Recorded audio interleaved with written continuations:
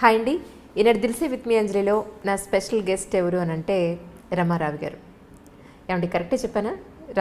రమారావి అంటున్నారు. రమారావి ఎవరు ఏంటి అనేది నేను పెద్దగా పరిచయం చేయక్కర్లేదని అనుకుంటున్నాను. ఎందుకు అనంటే ఆవిడ చెప్పే కథలు చిన్నపిల్లల నుంచి ఆల్మోస్ట్ పెద్దవాళ్ళ వరకు కూడా మనం చిన్నప్పుడు చందమామ పుస్తకాలు లేకపోతే ఇంకే కథల పుస్తకాలు చదువుకుని రిలాక్స్ అయ్యి ఏదో ఒక నీతి కథలో తెలుసుకునేవాళ్ళం. ఈరోజు మన కళ్ళకు పని చెప్పాల్సిన అవసరం లేదు. రమగారి కథలు అలా ప్లే చేసి మా ఇంట్లోనే ఎస్పెషల్ నేను పిల్లలు ప్రతిరోజు రాత్రి ఆవిడ మీ కథలు అలా ప్లే చేసి అలా నిద్రపోతామండి. విని అమ్మాయి అయిపోయిందా రైట్ నిద్రపోతాం అలాగే. సో మిమ్మల్ని ఇలా చూడడం నిజంగా చాలా సంతోషంగా ఉందండి. Welcome to my show Dilse with me Anjali, Ramarao గారు. Thank you. నేను ఇది ఎక్స్పెక్ట్ చేయలేదు. నిజంగా చాలా సంతోషంగా ఉంది మిమ్మల్ని ఈరోజు ఇలా కలవడం. ఎందుకు అనిపించింది అసలు మీకు ఈ కథలు ఇలా చెప్పాలి అని థాట్ ఎందుకు వచ్చింది మీకు? యాక్చువల్గా ఇది నా థాట్ కాదు. అవునా? నిజం చెప్పాలంటే నేను మామూలుగా కథలు ఎప్పుడూ చెప్తూనే ఉంటాను. ఏదో ఒక సందర్భంలో మామూలు జనరల్ టాక్లో కూడా మామూలుగా మాట్లాడేటప్పుడు కూడా కథలు చెప్పే అలవాటు ఉంది నాకు. ఓకే. ఒక స్కూల్లో కథలు చెప్తుండేదాన్ని. అనుకోకుండా ఇప్పుడు నన్ను గెస్ట్గా నన్ను పిలిచిన జయ వాళ్ళ అమ్మగారితో పరిచయం అయింది నాకు. ఓకే. తనకేదో ప్రోగ్రామ్కి అవసరపడి వాళ్ళు నా కోసం వెతుకుతున్నారు, నా ఫోన్ నెంబర్ కోసం. నేను ఇంకొక ఫ్రెండ్తో కలిసి విజయలక్ష్మి అని తనకి నేను గాడ్ సిస్టర్గా ఉంటాను. ఓకే. సో నేను వెళ్తున్నాను, మీరు నన్ను వాళ్ళు అడిగారన్నమాట. తను చెప్పలేదు నాకు. ఓకే. నాకు పని ఉంది సుమన్ టీవీలో, మీరు రండి అని నన్ను తీసుకెళ్ళింది తనకు తోడు. ఓకే. నేను అక్కడికి వెళ్ళాక నాతో ఒక కథ చెప్పించారు, నాన్న పులి. ఓహో, చాలా సింపుల్ కథ కదా, వాళ్ళు ఇంప్రెస్ అవుతారని నేను అనుకోలేదు. బట్ అతను ఏమన్నారంటే ఈ సేమ్ డిక్షన్ మీరేం మాట్లాడుతున్నారో అదే కావాలి అన్నారు. జస్ట్ ఒక ట్రయల్ లాగా చేసాము. అది ఇంత బాగా వర్కౌట్ అవుతుందని నేను అనుకోలేదు. ఓకే. అంటే all credit goes to Jaya and Vijayalakshmi. Okay. ఇందులో నా ప్రయత్నం అంటే నేను ప్రత్యేకంగా దీనికోసం ట్రై చేసింది అయితే సీరియస్లీ ఏం లేదు. అంటే మీది ఎలా ఉంటుందంటే అండి, చాలా న్యాచురల్గా మన ఇంట్లో వాళ్ళు మన కోసం కథ చెప్పినట్టుగా ఉంటుంది తప్ప ఒక ఛానల్ కోసం లేదా ఒక టీవీలో వర్క్ చేసే ఆ హంగులు ఆర్భాటాలు హంగామాలు ఏమీ లేకుండా మన ఇంట్లో పర్సన్ నాకే చెప్తున్నారు కదా, మన ఇంట్లో చుట్టాలు లేదా మన రిలేటివ్స్ నా మనిషి నాకు చెప్తున్నారు అన్నట్టుగా ఉంటుంది మీరు కథ చెప్తే. అందరూ అలాగే ఫీల్ అవుతాను నిజంగా. ఇది ఒక కొత్త ఎరా అండి మీరు మొదలు పెట్టింది. అంటే నేను అట్లా అనుకోవట్లేదు అంజలి. నిజం చెప్పాలంటే నేను మామూలుగా కూడా ఇలాగే మాట్లాడతాను. నాకు స్క్రీన్ ప్రెజెన్స్ మీద పెద్దగా అవగాహన లేదు, పెద్ద కెమెరా ఫ్రెండ్లీ కూడా కాను. నేను ఎలా ఉన్నానో ఇంకా అలాగే నన్ను వాళ్ళు తీసేసుకున్నారు, నేను చెప్పేశాను అంతే. దానికోసం ట్రై చేసామనుకోండి, నేను కొంచెం ఏదైనా యాక్ట్ చేసి ఉండేదాన్నేమో. నా ప్రయత్నం ఏం లేదు కదా, అనుకోకుండా జరిగింది. ఇది జరిగింది ఇలా కంటిన్యూ అయిపోయింది అనమాట. నేను ఎప్పుడూ అలాగే ఉంటాను, బయట లోపల కూడా ఏం తేడా లేదు. అవును. దాన్ని జనాలు ప్రజలు యాక్సెప్ట్ చేయటమే నా అదృష్టం నిజంగా. అవును నిజంగా. అయితే ఈ తరం పిల్లలు చాలా అదృష్టవంతులు అనిపిస్తుంది నాకు. ఎందుకంటే మా అప్పుడు చందమామ పుస్తకాలు వచ్చి చదువుకుని ప్రతి తెలుసుకునేవాళ్ళం. ఇప్పుడు పుస్తకాలు చదవడం అనేది చాలా మట్టుకు తగ్గిపోయింది, తెప్పించుకోవడం తగ్గిపోయింది. ఇంట్లో ఉన్న ఇవేం చదువుతాంలే, మాట్లాడితే ఫోన్లు లేదంటే ల్యాప్టాప్లు కెండిల్ ఇవే సరిపోతున్నాయి. కానీ పెద్దవాళ్ళు లేరు ఇప్పుడు కథలు చెప్పడానికి, తల్లిదండ్రులు పిల్లల దగ్గర ఉండే అవకాశం లేదు. అదే. సో ఇక పిల్లలకి ఏదైనా నీతి తెలుస్తుంది ఒక కథల రూపంలో అంటే అది రమారావి గారి ద్వారానే ఈరోజు నాకు తెలిసినంత వరకు. ఎందుకంటే నేను చాలామందికి చెప్పాను, మా అన్నయ్య పిల్లలకి, మా పెద్దమ్మ గారి పిల్లలు వాళ్ళందరికీ, రమారావి అని కొట్టండి, అందులో మంచి కథలు దొరుకుతాయి. మీరు ఉన్నా లేకపోయినా వాళ్ళు ఏదో టైం వేస్ట్ చేసేస్తున్నారు ఫోన్లో లేదా ఇంకేదో చేస్తున్నారు బదులు అట్లీస్ట్ ఇది వింటే కనీసం ఎంతో కొంత మంచి తెలుసుకుంటారు ఆ కథల ద్వారా అని చెప్పి. సో మీరు దొరకడం నేటి జనరేషన్ పిల్లలకు అదృష్టంగా నేను డెఫినెట్గా భావిస్తున్నాను. రమగారు అంటే పిల్లల కంటే తల్లులు ఎక్కువ వింటున్నారని అనిపిస్తుంది నాకు. నాతో కలిపి. అవును అవును. అంటే ఇప్పుడు జయ కూడా సీరియస్లీ తనకే ఒక కథ కావాలన్నమాట. అవును. అంటే ఇది నేనేమనుకుంటానంటే పిల్లలు వీటిని డైరెక్ట్గా చూస్తారని నేను భావించట్లేదు మొదటి రోజు నుంచి. తల్లులకి చెప్పటమే, తల్లులే పిల్లలకి. ఇప్పుడు నేను ఒక నేరేషన్ ఏదో ఒక పద్ధతిలో చెప్తాను, ఈ నా రకమైన భాష, ఇప్పుడు నా ప్రెజెన్స్, నేను పెద్దదాన్ని ఇలా కాకుండా ఇప్పుడు యంగ్ మదర్ అనుకోండి 25-30 years ఉంటాయి, పిల్లలకి తల్లులు చెప్పే విధానం ఒకటి ఉంటుంది, వాళ్ళ భాష వాళ్ళ తాలూకా ఎక్స్ప్రెషన్ ఒక లెవెల్ ఉంటుంది కదా.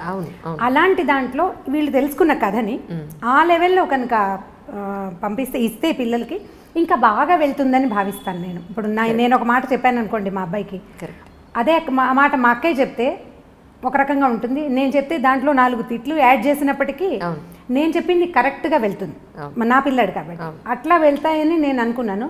ఇప్పుడు బాగా తెలుస్తుంది ఏంటంటే పిల్లలు కూడా చూస్తున్నారు అని ఇప్పుడు ఈ మధ్య తెలుస్తుంది అనమాట. అవునండి, కొంతమంది పిల్లలు కూడా ఫోన్లు చేస్తుంటారు. ఓకే, ఆ నెంబర్ దొరికేసరికల్లా మాట్లాడుతూ ఉంటారు. సో కొంతమంది పిల్లలు చూస్తున్నారు. అంటే కథ డైరెక్ట్గా కాకుండా కొంత డిస్కషన్ చేస్తున్నాం కదా, ముందు వెనక ఏదో మాట్లాడుతున్నాం. సో ఈ మాట్లాడే మాటలతోటి పిల్లలు ఏమైనా అఫెండ్ అవుతారా, కష్టపెట్టుకుంటారా అలా అనిపిస్తుంది నాకు. పిల్లలు ఇలా ఉంటారు, ఇలా చేస్తారు, వాళ్ళని మనం ఇలా చేయాలి అని చెప్పే మాటకి వాళ్ళు ఫీల్ అవుతారని భావిస్తున్నాను. లేదు లేదు, ఎందుకంటే నేను చెప్తా చూడండి. ఇప్పుడు పెద్దవాళ్ళు చెప్పినట్టు పెరట్లో ఉన్న చెట్టు వైద్యానికి పనికిరాదని నేను ఎంత చెప్పినా తల్లి వాళ్ళ పిల్లలకి ఎంత చెప్పినా ఎక్కదు. అదే అన్లెస్ అదే విషయాన్ని చక్కగా మీ మాటల్లో గుచ్చినట్టుగా మీ మాట ఎక్కడా కూడా డైరెక్ట్గా వెళ్ళి సూత్తో గుచ్చినట్టుగా ఎక్కడా ఉండదు. చాలా సాఫ్ట్గా వెళ్ళి తగులుతూ ఉంటుంది అర్థం చేసుకునే వాళ్ళకి. అయితే వాళ్ళు అనేది ఏంటంటే, అమ్మ నువ్వు చెప్పినట్టే ఉంది కానీ మేడం చెప్తే వినబుద్ధి అవుతుంది, నాకు రమ్మగారు చెప్తే వినబుద్ధి అవుతుంది. మా అబ్బాయి 8th క్లాస్ చదువుతున్నాడు. వాడు ఏ రోజున అదే క్రికెట్ ఏదైనా చూస్తానంటే కనుక, సరే అయితే క్రికెట్ చూడొద్దు, రమ్మగారి స్టోరీ నీకు ఓకే కదా, సరే అదే పెట్టి నేను చూస్తాను ఫస్ట్ అని మొదలు పెట్టాడు. అంటే నా కోసం మొదలుపెట్టి ఏ రోజున వాడు మీది ఒక కథ వినకపోతే వాడు పడుకోని పరిస్థితి, ఆ స్టేజ్కి వచ్చాడు. ఈవేళ నాతో పాటు వస్తానని, కానీ వాడు ఇంకా రెడీ అవ్వలేదు. ఇంకా లేట్ అయిపోతుందిరా బాబు, ఇంకో రోజు మన ఇంటికి వెడదాంలే డెఫినెట్గా, రమ్మగారితో నీకు ఒక ఫోటో కావాలి, నీ డైరెక్ట్గా స్టోరీ వినిపిస్తాను నీకు అని చెప్పి ప్రామిస్ చేసి వచ్చేసాను. డెఫినెట్లీ అండి, అది ఎప్పుడు జరుగుతుందో చూడాలి. రమ్మగారు, మీ ఇంటర్వ్యూ అని నేను ప్లాన్ చేసుకున్నప్పుడు చుట్టుపక్కల మా ఫ్యామిలీ మెంబర్స్ అందరికీ చెప్పడం జరిగింది. వాళ్ళ ఇళ్లలో ఉన్న సమస్యలు ఏదైతే ఉన్నాయో ఒకసారి రమ్మగారిని అడిగి నాకు ఏదైనా కొంచెం ఒక సమాధానం తెప్పిస్తావా, ఒక సొల్యూషన్ తెప్పిస్తావా అని అడిగారు.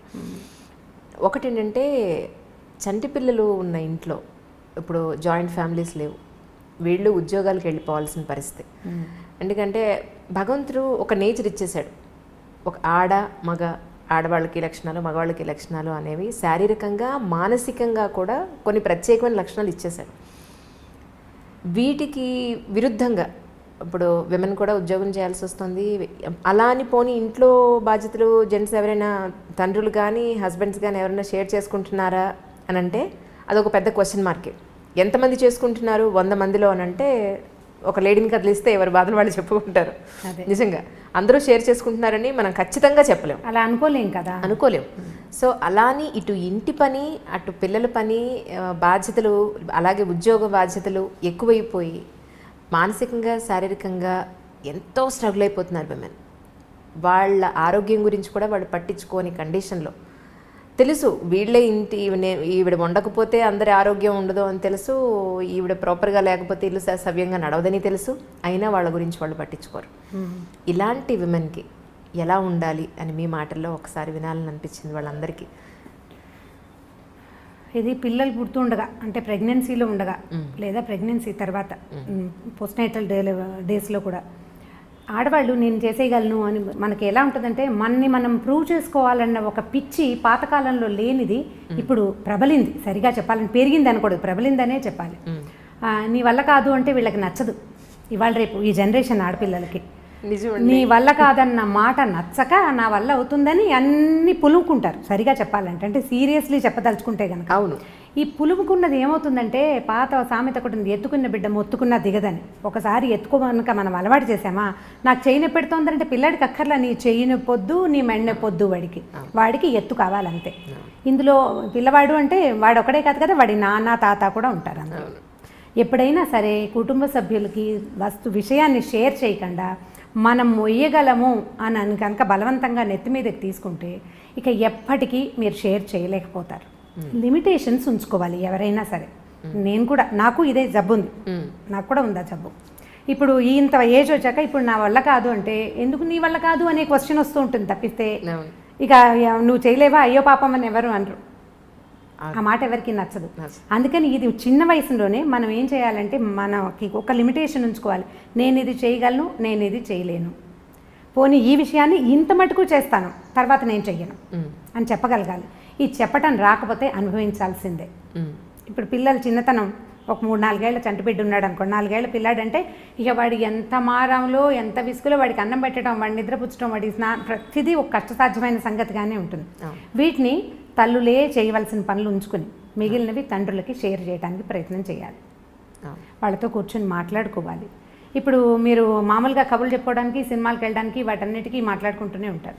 అలాంటప్పుడు ఇలాంటివి కూడా మాట్లాడకుండా ఉండరు కదా. వైఫ్ అండ్ హస్బెండ్ అన్నాక ఎంతో కొంత మాట్లాడుకుంటేనే కదా సంసారం నడిచేది. ఖచ్చితంగా ఈ పని నువ్వు చెయ్యి అని దానికి మళ్ళీ ఇంకొకటి ఉంది, తల్లులకి ఇంకొక జబ్బు ఉంటుంది, మ్యాచ్ సహజంగా. ఆ పిల్లాడు ఏదో నాన్న దగ్గర ఒక నిమిషం వేడవంగానే వీడు ఇంకా ఆగలేరన్నమాట, నువ్వు చేయొద్దులే నేనే చేసుకుంటా, పిల్లాడిని నేర్పిస్తున్నావు అనేస్తారు. అనకూడదు. కొంచెం గట్టిగా మనసు దిటవ చేసుకుని వాళ్ళిద్దరు తంటాలు వాళ్ళు పడతారు అని కనుక వదిలిపెట్టేస్తే అప్పుడు తండ్రి పిల్లవాడిని హ్యాండిల్ చేస్తాడు. ఎప్పుడైతే తల్లి సపోర్ట్ ఉందో ఈ పిల్లలు ఇక వాళ్ళ మాట వినరు. నేను ఈ పని చేయను, ఇక నువ్వు నాన్నతోటే చేయించుకో, ఇవి అతనే హ్యాండిల్ చేయాలి. ఈ విషయం హోంవర్క్ చేయించడం, కొట్టని తిట్టని అక్షంతలేని ఏం చేసినా ఆయన ఏం చేస్తే అది చేస్తాడు అని వీళ్ళు ఊరుకోగలిగితే షేరింగ్ కుదురుతుంది. మనం అలా చెయ్యము, ముందు షేర్ చేస్తాము, అందరూ చేసే పని, నేను కూడా ఉన్నా అందులో. ఈ మనం పోట్లాడుకు ఏదో చిన్న మాట్లాడేసుకుంటాం, ఈ హోంవర్క్ చేయించని చెప్తాం, వాడు హోంవర్క్ చేస్తుండగా వాడు ఏదో విండు, ఏరా నీకు ఇది కూడా రాదా అనో ఏదో అంటాడు నాన్న. అమ్మ చూడు నాన్న అనగానే మనం తయారైపోకూడదు. తయారైపోతాం మనం.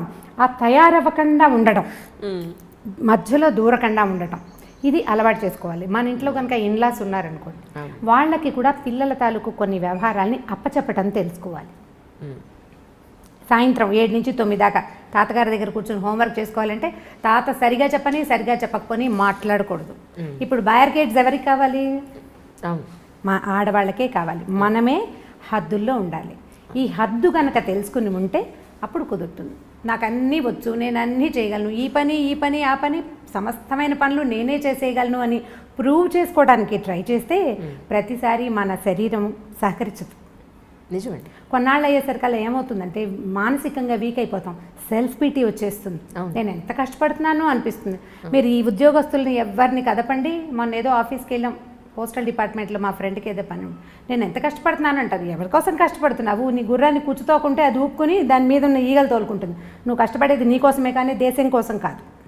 నువ్వు, నీ ఇల్లు, నీ పిల్లలు, మహా అయితే నీ కజిన్స్, నువ్వు ఎవరికైనా హెల్ప్ చేస్తుంటే అంతేనా? దేశానికి ఏమైనా ఉపయోగమా?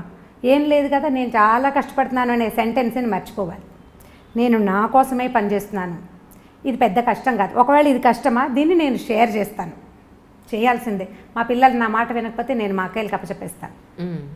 ఇవి పలానా విషయంలో వాడు వెండు, మా అక్కయ్య పిల్లలకి అప్పచెప్పేస్తాను. ఎవరే వీడిని కొంచెం కనుక్కుంటారా, నాకు తెలియట్లేదు, నేను అసలు అడగను ఆ విషయం. వాళ్ళే మాట్లాడుకుని ఓకే పిన్ని ఏం పర్వాలేదని చెప్తారు. ఇలాంటి డిపెండెన్సీని తీసుకోవాలి. ఓకే, ఇది ప్రాక్టీస్ చేయాల్సిందే. మనకి మొదటి రోజున కుదరదు. దీనికోసం మనం మన చుట్టుపక్కల వాళ్ళతోటి మంచి సంబంధ బాంధవ్యాలు నేర్చుకోవాలి. మనం తగ్గాలి. అప్పుడు అవును, మనం తగ్గితేనే కదా సంబంధ బాంధవ్యాలు ఎలా పెరుగుతాయి మనకి. అవునండి. ఎవరితోటైనా మంచి రేపు రావాలంటే వాళ్ళకి అవసరమైనప్పుడు మనం ఉపయోగపడాలి, వాళ్ళు పెరిగినప్పుడు మనం తగ్గాలి. అలాంటప్పుడు వాళ్ళకి మనకి మంచి రేపో ఉంటుంది, మంచి స్నేహ సంబంధాలు ఉంటాయి. అప్పుడు వాళ్ళ సహాయం మనం తీసుకోగలుగుతాం. దీన్ని చిన్నతనంగా భావించకూడదు. అప్పుడు మీరు రిలాక్స్ అవ్వగలుగుతారు. నాకేం ఆరోగ్యం ఏం లేదు, నేను అంత హెల్దీ పర్సన్ని కాను, ఏవో రకరకాల ఆరోగ్య సమస్యలు ఉంటూనే ఉంటాయి ఎప్పుడు. అవునండి. నెల పొడుగునా ఏదో ఒక ప్రాబ్లం ఉంటుంది. నాకు జనం ఉన్నారు, నేను వాళ్ళందరితోటి మెయింటైన్ చేయగలుగుతాను. అందుకని నేను ఈజీగా కథ నవ్వుతూ చెప్పేయగలుగుతున్నాను. నేను చెప్పాలంటే నాకు లోపల ఒక బ్లెస్ ఉండాలి, సంతోషం ఉండాలి కదా. ఈ సంతోషం ఎక్కడి నుంచి వస్తుంది? ఇండిపెండెంట్గా ఉండటం వల్ల ఎంత సంతోషం వస్తుందో డిపెండెంట్గా ఉండటం వల్ల కూడా అదే సంతోషం వస్తుంది. మీరు అది తెలుసుకోవాలి, అంతే. దాంతో మీరు హాయిగా ఉండగలుగుతారు. అది ఎక్కడ ఎవరితోటి అనేది ఎవరి జీవితాన్ని బట్టి వాళ్ళు డిసైడ్ చేసుకోవాల్సిందే, అంతే. ఇంకోటండి రమ్మగారు, ఇప్పుడు హైదరాబాద్లో మనకు ఒక లైఫ్ స్టైల్ ఉంటుంది, ఇదే కొంచెం విలేజెస్కి వెళ్తే అక్కడ ఒక లైఫ్ స్టైల్ ఉంటుంది. మనకి ఇక్కడ దొరికే మెటీరియల్ కానీ మన అన్ని రకాలుగా, అది ఫుడ్ అయినా డ్రెస్ అయినా మన లైఫ్ విధానమైనా ఇక్కడ ఒక రకం ఉంటుంది. ముంబైలో ఒకటి ఉంటుంది, ఢిల్లీలో ఒకటి ఉంటుంది, ఇంకో విలేజెస్లో ఒకలా ఉంటుంది. మన ఈ మధ్య మా ఇంట్లో జరిగిందే చెప్తున్నా. అందుకే మా కజిన్స్ వాళ్ళ పిల్లలందరూ వచ్చారు. వస్తే విలేజెస్ నుంచి వచ్చిన పిల్లలతోటి వీడు మాట్లాడట్లేదు. ఇక్కడ సిటీలో ఉన్న పిల్లలు, బెంగళూరు, ఢిల్లీలో, హైదరాబాద్లో ఉన్న పిల్లలు, మా కజిన్స్, ఊరి నుంచి వచ్చిన వాళ్ళతో మాట్లాడట్లేదు. ఏంటి ఎందుకు మాట్లాడట్లేదు? వాళ్ళని వెళ్ళండి మాట్లాడండి వాళ్ళతోటి అని అంటే, వాళ్ళ డ్రెస్ చూసావా, వాళ్ళ భాష చూసావా, ఇంగ్లీష్ రాదు వాళ్ళకి, మేము అలా కలుస్తాం వాళ్ళతోటి. నోరు తెరిస్తే ఏమిటే అలా ఉన్నారే అని అంటే మేము వాళ్ళతో ఎలా మాట్లాడతాం? మాకు ఇష్టం లేదు మాట్లాడడం అన్నారు. నేను చెప్పగలిగినంత డ్రెస్ చూసు ఇప్పుడు మీరు ఇంగ్లీష్ స్కూల్లో మిమ్మల్ని వేసాం కాబట్టి మీకు ఇంగ్లీష్ వచ్చింది, లేకపోతే మేము కూడా ఊళ్ళోనే ఉంటే మీరు కూడా అలాగే ఉండేవాళ్ళు. అంతే కదా. మనుషులు కలుపుకోవాలి. ఫ్రెండ్స్ అని నువ్వు అనుకునే ఫ్రెండ్స్ నీ జీవితాంతం ఉంటారా? రక్త సంబంధికులే ఉంటారని చెప్పినా కూడా వాళ్ళు ఉన్న ఆ 2 రోజులు కూడా వీళ్ళు వెళ్ళి వాళ్ళతో కలవలేదు. సో ఇలాంటి పిల్లలకి తల్లిదండ్రులు చెప్తున్నారు, చెప్పినా వినని పిల్లలు కూడా ఉన్నారు, చెప్పని వాళ్ళు కూడా ఉన్నారు. ఇలాంటి పిల్లలకి మీ మాటలో ఒకసారి అని చెప్తారేమో అని. ముందు మనం పిల్లల్ని వాళ్ళతోటి కలపడానికి ప్రయత్నం చేయాలి. ఇలా సంవత్సరానికో 3 ఏళ్ళకో ఓసారి కాకుండా మనం కూడా ఊరు వెళ్తున్నాం అనుకోండి. ఇప్పుడు మనం ఊరు వెళ్తాం, మనతో పాటు మన 2 పిల్లలు వస్తారు. మిగిలిన ప్రపంచం అంతా పల్లెటూరు ప్రపంచమే ఉంటుంది కదా. వీళ్ళు అక్కడ అడ్జస్ట్ అవ్వడానికి 2 రోజులు పడుతుంది, తర్వాత అలవాటు పడతారు. అలా కాకుండా ఊరు నుంచి వచ్చిన ఒక మనిషి ఈ గుంపులో చిలకల గుంపు కాకుల గుంపు లాగా ఎవరు చిలక ఎవరు కాకి చెప్పలేము, కానీ వీళ్ళు అడ్జస్ట్ అవడం కష్టం. మనం అప్పుడప్పుడు కనుక తీసుకెళ్తే, అందుకని మేము ఫ్రీక్వెంట్ డిస్కషన్స్లో నేను చెప్తున్న మాట ఇదేనమాట. ఫంక్షన్లకి, పార్టీలకి, అన్ని చోట్లకి మనం ఏదో ఊరు వెళ్తాం, అక్కడికి పిల్లల్ని ఎందుకు అని అనుకోకుండా సాధ్యమైనంత అంటే హాలిడేస్ ఉండాలనుకోండి, సెలవులు కుదిరినప్పుడు పిల్లల్ని కనుక తీసుకెళ్తుంటే ఈ కొత్త ఎన్వైర్న్మెంట్ కూడా వాళ్ళు అలవాటు పడే అవకాశం ఉంది. అదేం విపరీతం కాదని, మన కజిన్స్ ఇద్దరే ఇలాగ అతి భాషలో లేరు, అక్కడ ఉన్నదంతా అతి భాషేననే సంగతి వీళ్ళకి అర్థం కావాలి కదా. తర్వాత రెండోది నేను అనుకుంటాను, ఇళ్లలో ఇంగ్లీష్ మాట్లాడకూడదండి. చాలా మంది ఇంట్లో ఏమిటో ఒక 4-5 ఏళ్ల పిల్లాడితోటి మన ఎదురుకుండా వాళ్ళు ఇంగ్లీష్లోనే మాట్లాడతారు. వాడికి తెలుగు ఎప్పుడు వస్తుంది? ఇంకా ఎప్పుడు తెలుగు నేర్చుకుంటారు? ఇంగ్లీష్ మాట్లాడకూడదని అనిపిస్తుంది. స్కూల్లో ఎలా ఉన్నా సరే మనం ఇంట్లో పెద్దవాళ్ళు వాడిని ఇంగ్లీష్లో క్వశ్చన్ చేయటం, కొన్ని స్కూళ్ళల్లో ఏమిటో మీరు ఇంట్లో ఇంగ్లీష్లో మాట్లాడండి అని చెప్తుంటారు. మా వాడి స్కూల్లో చెప్పాను నేను, అలా అయితే కనుక నేను స్కూలే మానిపించేస్తాను. నాకు ఇంగ్లీష్ రాదు, ఏదో 2 ముక్కలు తెలుసు అంతే, నాకేం రాదు. ఒకవేళ వచ్చినా నేను మాట్లాడను. మా దగ్గర ఇంగ్లీష్ వచ్చిన వాళ్ళు బోల్డ్ మంది ఉన్నారు, వాళ్ళు ఎవరు ఇంగ్లీష్లో మాట్లాడరు. ఇంకా తెలుగు ఎప్పుడు నేర్చుకుంటారు? వచ్చే తర్వాత తరాలకి తెలుగే ఉండదు. ఇప్పుడు మనం మూలాలు తెలుసుకోండి అని ఒక స్లోగన్ పట్టుకున్నాం, నిన్న మొన్నటి నుంచి ఈ మధ్య స్టార్ట్ అయింది కదా. నీకు మూలం ఏది? పల్లెటూరు కాదు, ముందు నీ భాష. దానికి ఒత్తులు శశసహాలకి తేడా అవే మనం తెలియజేయటం లేదు. ముందు మీరు ఇంగ్లీష్లో మాట్లాడకుండా పిల్లలతో తెలుగులో మాట్లాడి, ఇంట్లో ఇంగ్లీష్ మాట్లాడితే తెలుగు మాట్లాడు, ఈ 4 ముక్కలు నేర్చుకో, మేము ఉండగా అయినా అని పిల్లల్ని బెదిరించి, తర్వాత వీళ్ళని ప్రతి ఫంక్షన్కి, పార్టీకి తీసుకుని వెళ్ళి కనుక అలవాటు చేస్తే అప్పుడు కొంచెం కాస్త బెటర్గా అవుతారని అనిపిస్తుంది. మా వాళ్ళు ఏమి పల్లెటూరుకి దానికి తేడా ఫీల్ అవ్వరు. సంవత్సరానికి 2 రోజుల నుంచి 15 రోజుల దాకా ఎప్పటికప్పుడు ఊళ్ళో పడి దొరలేస్తారు. అక్కడ ఫ్యాన్లు ఉండవు, ఎప్పుడు కరెంట్ ఉండదు, ఏసీ ఉండదు, ఫోన్లకి సిగ్నల్స్ రావు. ఏదో తాడి చెట్ల దగ్గర, తుమ్మ చెట్ల దగ్గర తిరిగి, గొడ్ల వెనకాల తిరిగి ఎలాగోలాగా ఉంటారు అంతే. చిట్టుకూడూరు వెళ్తే అసలు ఏమీ ఉండదు మా ఊళ్ళో. అగ్గిపెట్ట కూడా ఇది వరకు దొరికేది కాదు, ఇప్పుడేదో అగ్గిపెట్టెలు అవి దొరుకుతున్నాయి, కానీ మేము బాగానే ఉన్నాం. మరి వాళ్ళు పిల్లలు గొడవ పెట్టేవారు కదండి, మేము రావు అక్కడికి ఉండవని. అవి ఏమిటి అక్కడి నుంచి రావడానికి దుఃఖించేవాళ్ళు మా వాళ్ళు. ఇప్పుడు నేను వెళ్ళకపోయినా నా పిల్లలు వెళ్ళిపోతారు వాళ్ళ దారిని. వాళ్ళు ఎప్పుడు అవకాశం దొరుకుతుందా వెళ్ళి చిట్టుకూడూరులో పడిపోదామా అని ఉంటుంది వాళ్ళకి. నేను మా పిల్లలు కాదు, మా అక్కయ్యల మనవలు కూడా చిట్టుకూడూరు వెళ్ళిపోవాలి. చెరువు, దాని గాలి, అక్కడ ఉండే ఆ గాలిలో కనపడే, అంటే వాళ్ళ పిల్లల మనసులకు అర్థమవుతుంది, ఒక ఫ్రీడమ్ ఉంటుంది అక్కడ. ఏ హద్దులు ఉండవు, ఎక్కద్దు, దూకద్దు, తిరగద్దు, ఎండలో తిరగద్దు, ఇలాంటివి ఏమి ఉండవు. ఓ చోట కూర్చో మాట ఏముండదు. అరే తాడి చెట్టు ఎక్కుతున్నాడు, హెల్ప్ చేయండి రా అని ఎవరో ఒకడు ఇంకో కుర్రాడు వచ్చి ఈ చిన్న పిల్లాడు తాడి చెట్టు ఎక్కుతుంటే వాడిని ఎక్కిస్తారనమాట పైకి. మా అబ్బాయిలు కొబ్బరి చెట్లు అవి ఎక్కడం వచ్చు. మేము సిటీలోనే వాళ్ళు పుట్టి పెరిగిన, వాళ్ళ నాన్నగారు కూడా ఇక్కడే పుట్టి పెరిగారు. అయినా సరే వెళ్ళటం వల్లే వదిలేయండి కాస్త. ఇప్పుడు మనకు చుట్టాలు లేరనుకుందాం, పల్లెటూళ్ళు తీసుకెళ్ళండి, ఎక్కడైనా స్టే చేసేందుకు అవకాశం తీసుకుని. మీరు అలా గనక వెళ్తే మూలాలు తెలుసుకోవటం కాదు, వాళ్ళని వాళ్ళు తెలుసుకుంటారు. మనం ఇవాళ దీంతోటే పుట్టలేదు, ఇంతకుముందు ఇంకోటి కూడా మన జీవితాల్లో ఉండేది అనే సంగతి వాళ్ళకి అర్థం అవుతుంది. ఇదే ప్రత్యేకమైన విషయం కాదు, మీరు అడిగారు కాబట్టి నేను ఆన్సర్ చెప్పాను, కానీ సహజంగా జరిగిపోతున్నాయి ఇవి. ప్రత్యేకంగా ఏం చేయట్లేదు, మూలాలు తెలుసుకోవడం కోసం వెళ్తున్నాం మేము, మా ఊరు మేము వెళ్తున్నాం అంతే. అలాగే ఇంకొకటి రమ్మారు, సిటీలో ఇప్పుడు మీరు, నేను నెక్స్ట్ అడగబోయే క్వశ్చన్ మీ దాంట్లోనే మొదలైపోయింది యాక్చువల్లీ. ఫ్రీడమ్ అనేది టీనేజ్ పిల్లలకి, అమ్మాయి అయినా అబ్బాయి అయినా సరే, అదొక పెద్ద, టీనేజ్ పిల్లల్ని మేనేజ్ చేయడం, పెంచడం అనేది తల్లిదండ్రులకి అసలు తలకు మించిన భారం అయిపోయింది ఈరోజు. ఎస్పెషల్లీ సిటీస్లో, విలేజెస్లో అంత లేదు, కానీ అక్కడ క్వశ్చన్ చేయాలంటేనే అమ్మ నాన్న వాళ్ళని ఒక మాట అండం ఏంటి అనే ఒక చిన్న ఇది ఉంటుంది, భయం భక్తి కనపడుతుంది. ఇక్కడ మన సిటీలో అది కనిపించట్లేదు. వాళ్ళది ఏంటంటే ఫ్రీడమ్ అనే దానికి విచ్చలవిడితనానికి డిఫరెన్స్ తెలియట్లేదండి. మా అమ్మ పార్టీలకి, బర్త్డే పార్టీలకి పంపదు. మా అమ్మ లేదా బయట ఫ్రెండ్స్ ఈరోజు పార్టీ, వీకెండ్ పార్టీ చిల్ అవుదామంటే మా అమ్మ పంపదు. లేదా మా అమ్మ హెయిర్ కలర్ వేసుకుంటానంటే వద్దంటుంది. మా అమ్మ నాకు మినిమం ఫ్రీడమ్ ఇవ్వదు. ఒక ఫోన్ వచ్చి నేను లోపలికి డోర్ వేసుకుని మాట్లాడతానంటే మా అమ్మ ఒప్పుకోదు. ఫోన్ వస్తే లోపలికి వెళ్ళి ఎందుకు మాట్లాడాలి, బయట ఎందుకు మాట్లాడకూడదు, మేము అందరూ ఉన్నాం కదా ఇక్కడ ఎందుకు మాట్లాడకూడదు అంటుంది. మా అమ్మ నాకు ఇవ్వాల్సిన మినిమం ఫ్రీడమ్ కానీ లేదు ప్రైవసీ కానీ ఇవ్వట్లేదు. అసలు ప్రైవసీకి ఒక వాళ్ళకి ఇవ్వాల్సిన స్వేచ్ఛకి విచ్చలవిడితనానికి మీ మాటల్లో ఒకసారి అంటే దీనికి ఇప్పుడు మనం మూలఛేదం చేసుకోవాల్సిందే ఈ ప్రశ్నకి సమాధానం చెప్పాలంటే. ఇప్పుడు పార్టీలకు వెళ్ళి చిల్ చేయటము, హెయిర్ కలర్ వేసుకోవటము పిల్లలకి ఎలా తెలుస్తున్నాయి? తమ తోటి వాళ్ళు చేయటం వల్ల ఒకటి, లేదా సోషల్ మీడియా వల్ల. ఇప్పుడు వీళ్ళు ఏదో నెట్లో యూట్యూబ్లో చూడడానికి చూస్తారు, రకరకాల హిందీవి షార్ట్ ఫిల్మ్స్ వీడియోస్ చూస్తుంటారు. అందులో చూసిన దాన్ని కాపీ చేయాలనుకుంటారు అంజలి ప్రధానంగా. ఇప్పుడు మనం యూట్యూబ్లోనే ఇవన్నీ రకరకాల ప్రోగ్రాములు చేస్తున్నాం. ఇప్పుడు దీంతో పాటు మనం ఏదో సంస్కారాలు వీటిని గురించి తెలియజేయాలని మనం అనుకుంటున్నట్టే ఫ్రీడమ్ని తెలియజేసేస్తున్నారు నానా రకాలుగా. ఇంగ్లీష్ వీడియోస్ కానీ హిందీ వీడియోస్ కానీ మీరు చూడండి, ఒక అమ్మాయి అబ్బాయి చాలా ఫ్రెండ్లీగా ఉండటం, వాళ్ళిద్దరు బెస్ట్ ఫ్రెండ్స్గా ఉండటం కోకొల్లలుగా కనపడతాయి. ఆడపిల్లలు ఇష్టారాజ్యంగా హెయిర్ కట్లు, చిన్నవి పొన్నవి బట్టలు వేసుకోవటమే మనం చూస్తాం.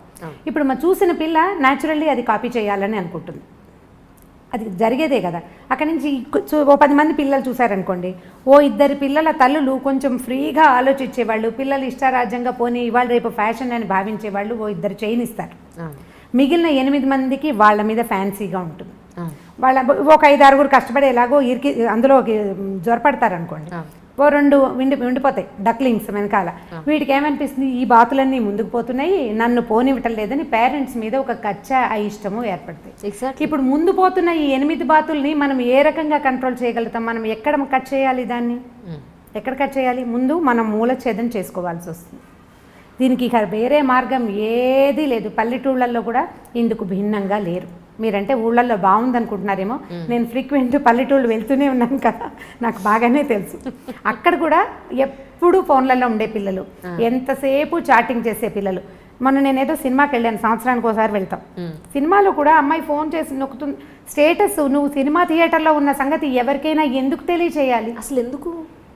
అసలు ఏమిటి అదే పిచ్చి అయిపోయింది కదండి నిజంగానే. ఆ సినిమా ఎన్నిసార్లు అమ్మాయి ఫోన్ మోగుతుందో, పిల్ల నా పక్కన కూర్చున్న పిల్ల నొక్కుతూనే ఉంది. ఇక ఆ చీకట్లో దాని ప్రతిభా విశేషాలు ఏమిటో. అర్జునుడు ఎందుకు వెనికిరాడండి వాళ్ళ ముందు? ఎలా టకటకటకటక అసలు ఎంత వేళ్ళకి ఎంత స్పీడో, నా కళ్ళు దాని వేళ్ళని పట్టుకోలేకపోయినాయి. నేను ఓల్డ్ అయ్యాను, అది మరీ యంగ్గా ఉందో.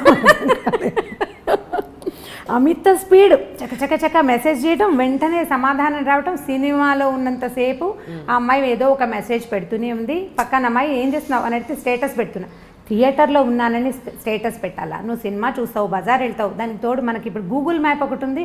అంటే ఇది కరెక్టో కాదో నాకు తెలియదు, కానీ నేను ఎక్కడికి వెళ్ళినా అది నన్ను ప్రశ్నిస్తుంది, నువ్వు ఫలానా పాన్ షాప్ దగ్గర నుంచి అది నీకు నచ్చిందా అని. ఎగ్జాక్ట్లీ వాళ్ళకి దొరికిపోతున్నావు. అంటే ఒక కన్ను ఎప్పుడు మనల్ని చూస్తూ ఉంటుంది. మనం ప్రపంచాన్ని చూస్తూనే ఉన్నాం. ఇంత ప్రపంచంలో ఉన్న ఇన్ని రకాలు చూస్తున్నప్పుడు పిల్లలు దాన్ని కాపీ చేయాలనుకోవటం చాలా సహజం.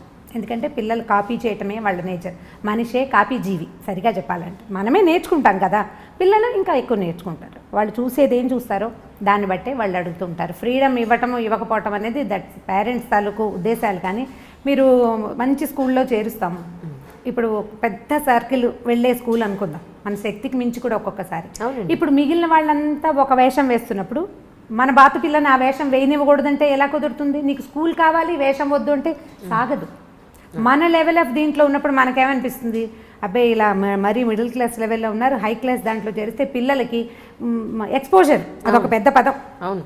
ఇప్పుడు ఈ ఎక్స్పోజర్ అనేది మంచి చెడు రెండు ఉంటాయి. మనం ఒకదానికి ఒప్పుకుని రెండో దానికి అబ్బాయి నో అనడానికి అసలు కుదరదు. అదే కదా, అది కుదరదు. ఇక అసలు నువ్వు చేయకూడదు. మీరు ఎక్కడ మార్చాలి దీన్ని? నేను అందుకే మూలఛేదం చేయటం ఇది అని చెప్తున్నాను. మీరు ఎక్కడి నుంచి మారాలి? ముందు మారాల్సింది ఎవరు కదా? మరి అలా కాదు. మరి ఇప్పుడు బాగా చదివించాలనే ఉద్దేశంతో ఒక మంచి స్కూల్లో వేద్దాం, మనకి ఇన్కమ్ లేకపోయినా సరే ఏదో కష్టపడి చేద్దామని జాయిన్ చేస్తుంటే చదువు కాకుండా మిగిలిన విషయాలని నేర్చుకుంటున్నారు తప్ప చదువు నేర్చుకుని రావట్లేదు. చదువు నేర్చుకుంటారు. ఇప్పుడు ఇది ఎలా ఉందంటే వర్షం పడాలి, నేను అనుకున్న చోటే నేను ఎక్కడ తవ్వాను అక్కడే పడాలంటే ఎలా కుదురుతుందండి? మన దగ్గర తప్పు లేదు, మనం చేస్తున్నదే పొరపాటు కాదా? అవునా కాదా? అంతేనంటారా? ఖచ్చితంగా. ఇప్పుడు మీరు సూటిగా అడిగారు, సూటైన సమాధానం కావాలంటే మీకు ఇది సూటైన సమాధానం. మీకు వర్షం, మీరు వాన ప్రార్థించి ఒక చిన్న మబ్బుని, ఒక తునకని నేను ఇక్కడ తవ్వాను, నేను ఇక్కడ పదును చేసి పెట్టుకున్నాను, ఇక్కడే వాన కురునైనా అని మనం అడగగలమా? పోనీ అలా అడిగినా కూడా అక్కడెక్కడో పైన పడే మేఘానికి ఎలా కంట్రోల్ ఉంటుంది? చుట్టుపక్కల అన్ని చోట్ల పడుతుంది. అది అన్ని చోట్లకి పడవలసిందే. మీరు కంట్రోల్ చేయాల్సింది ఎక్కడంటే ముందు మనకి అత్యాశలు ఉన్నాయి చూడండి, వాటి దగ్గర కంట్రోల్ చేయాలి. ఏమన్నా హై ఎక్స్పెక్టేషన్స్, గ్రేట్ ఎక్స్పెక్టేషన్స్ని కొద్దిగా మినిమైజ్ చేయాలి, తగ్గించుకోవద్దు. కొంచెం మినిమైజ్ చేస్తే అప్పుడు ఇవి కూడా మినిమైజ్ అవుతాయి. ఇవి మినిమైజ్ అవుతాయి. ఇప్పుడు మన పిల్ల కాపీ చేయడానికి స్కూల్లో ఒక్క పిల్ల, మనకు ఒక పిల్ల ఉంది, ఇది కాపీ చేయడానికి స్కూల్లో ఒక్క పిల్ల ఉంది అనుకోండి, ఒక పిల్లని పెద్దగా కాపీ చేయరు, ఊరికే కొంచెం సరదాగా ఉంటుంది, ఉత్సాహంగా ఉంటుంది, అలా చేయాలండి. మనం వద్దంటే మానుకుంటారు. ఆ 10 మంది పిల్లల్లో 7 అలాంటి వాళ్ళే అయితే ఈ 3 బాతు పిల్లల్ని మనం కంట్రోల్ చేయలేకపోతాం. మరి 10 ఉన్న చోట జాగ్రత్తగా సెలెక్ట్ చేసుకోవాలి. మీరు సెలెక్ట్ చేసుకునే స్కూల్స్, మనం పిల్లల్ని పంపించే సోషల్ ఎన్వైర్న్మెంట్ ఎలా ఉంది, మన వాళ్ళు ఏం చూస్తున్నారు, దానిని బట్టే పిల్లల ఆలోచన విధానం ఉంటుంది. అంతే. ఈ స్వేచ్ఛ విషయంలో ఏం చెప్తారు మీరు? ఏది స్వేచ్ఛ, ఏది విచ్చలవిడతనం అని అంటే అది ఎలా తెలుస్తుంది? ఇప్పుడు మరి పిల్లలు ప్రైవసీ కావాలంటున్నారు కదా, మాకంటూ ప్రైవసీ కావాలి. ఒక 13 ఏళ్ళు 14 ఏళ్ళు వచ్చేసాయంటే మేము టీనేజర్స్మి, లేదు 18 ఏళ్ళు వచ్చేసాయంటే మేము మేజర్ అయిపోయాం, మాకు ప్రైవసీ కావాలి అంటున్నారు. అప్పుడు పిల్లలతోటి మాట్లాడుకుంటూ ఉండాలి. పిల్లలకి అవసరాలు ఉంటాయి.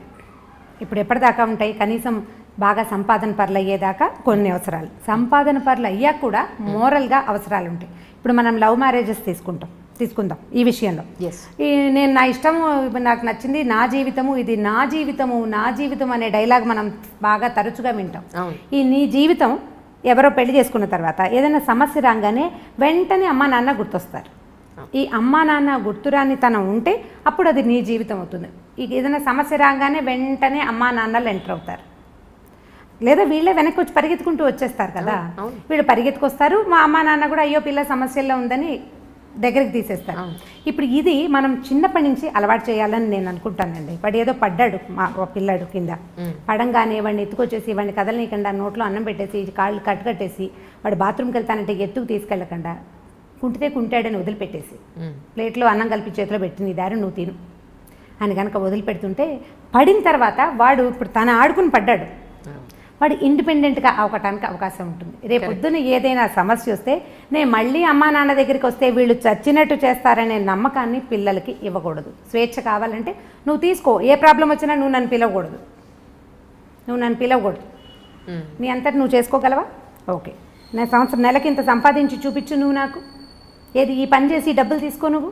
మొన్న ఒక వీడియో చేసాం ఈ మధ్య, పిల్లలకి పని చేయించి వాళ్ళకి డబ్బులు ఇవ్వండి అంటే చాలా నెగిటివ్గా, అంటే జనరల్గా నేను అన్ని నెగిటివ్ కామెంట్స్ ఎప్పుడూ చూడలేదు. ఈసారి అప్పుడు పాడైపోరాండి, డబ్బులు చూపిస్తే పిల్లలు పాడైపోరాండి అని చాలామంది అడిగారు. డబ్బులు చూపిస్తే పిల్లలు పాడైపోతారా? మీరు చూపించే అతి ప్రేమ వల్ల కదా పిల్లలు పాడైపోయేది. డబ్బుతోటి పిల్లలు పాడవరు, వాడి కష్టానికి సరిపడా డబ్బులు తీసుకుంటే కనుక కష్టానికి డబ్బుకి విలువ తెలుస్తుంది, పిల్లలకి ఇండిపెండెంట్గా అవుతారు. మనం ఏం చేస్తున్నాము, వాళ్ళకేమో ఈ రకరకాలు చూపించేసరికల్లా వాడు స్వేచ్ఛ కావాలని కోరుకుంటాడు, కానీ అవసరం వచ్చినప్పుడల్లా అమ్మా నాన్న మీద డిపెండ్ అవ్వచ్చు అనే ప్రాక్టీస్ని మనం చిన్నప్పటి నుంచి అలవాటు చేస్తున్నాం. మిగిలిన దేశాలకి ఇండియాకి ఉన్న డిఫరెన్స్ ఏంటంటే వీళ్ళకి మోరల్గా, మన దగ్గర మోరల్ సపోర్ట్కి పేరెంట్స్ మీద డిపెండెన్సీ అనేది అసలు బై జీన్స్ తరాల వెంబడి మనకు అది ప్రాక్టీస్ అయింది. ఏదైనా కష్టం రాగానే నాన్న అనో అమ్మ అనో ఏడుస్తాం మనం. మిగిలిన దేశాల్లో కొంచెం తక్కువ ఉంది అది. వాళ్ళు ఫ్రెండ్స్ మీదో లేకపోతే వాళ్ళ మీద వాళ్ళేనో డిపెండ్ అవుతారు. గివ్ మీ సమ్ రూమ్ అంటుంటారు, చాలా సినిమాల్లో కనపడుతుంది. వాడికి స్పేస్ కావాలన్నమాట, వాడిని వదిలిపెట్టేయాలి వాడి కష్టానికి. మన దగ్గర కష్టానికి ఏముండదు, ఏదైనా కష్టం రాగానే వీళ్ళకి మనుషులే కావాల్సి వస్తారు. మనం ఆ ప్రాక్టీస్ ఇస్తున్నాం. ఈ ప్రాక్టీస్ ఇవ్వకుండా ఉండాలని నేను భావిస్తానండి. చాలా చిన్నప్పటి నుంచే 7-8 ఏళ్ల పిల్లాడు, వాడి వాళ్ళ హోంవర్క్ రాయలేదు, మాట వినలేదు, టీచర్కి ఎక్స్ప్లెనేషన్ ఉత్తరం రాయమంటే నేను రాయను, నువ్వు రాసుకో లేదా నువ్వు చెప్పుకో. పిల్లాడిని టీచర్ కొడుతుంది, ఓర్చుకోండి. వాడు రెండోసారి అది చెయ్యడు. మనం ఓర్చుకోవటం ప్రాక్టీస్ చేయాలి, అప్పుడే మన పిల్లలు ఇండిపెండెంట్గా ఉంటారు. ఆటే స్వేచ్ఛ కోరుకోరు. ఏదైనా సమస్య వస్తే వాడే హ్యాండిల్ చేయాల్సి వస్తే అప్పుడు సమస్యలు రానివ్వని పందాలోకి వెళ్ళడానికి చూస్తాడు.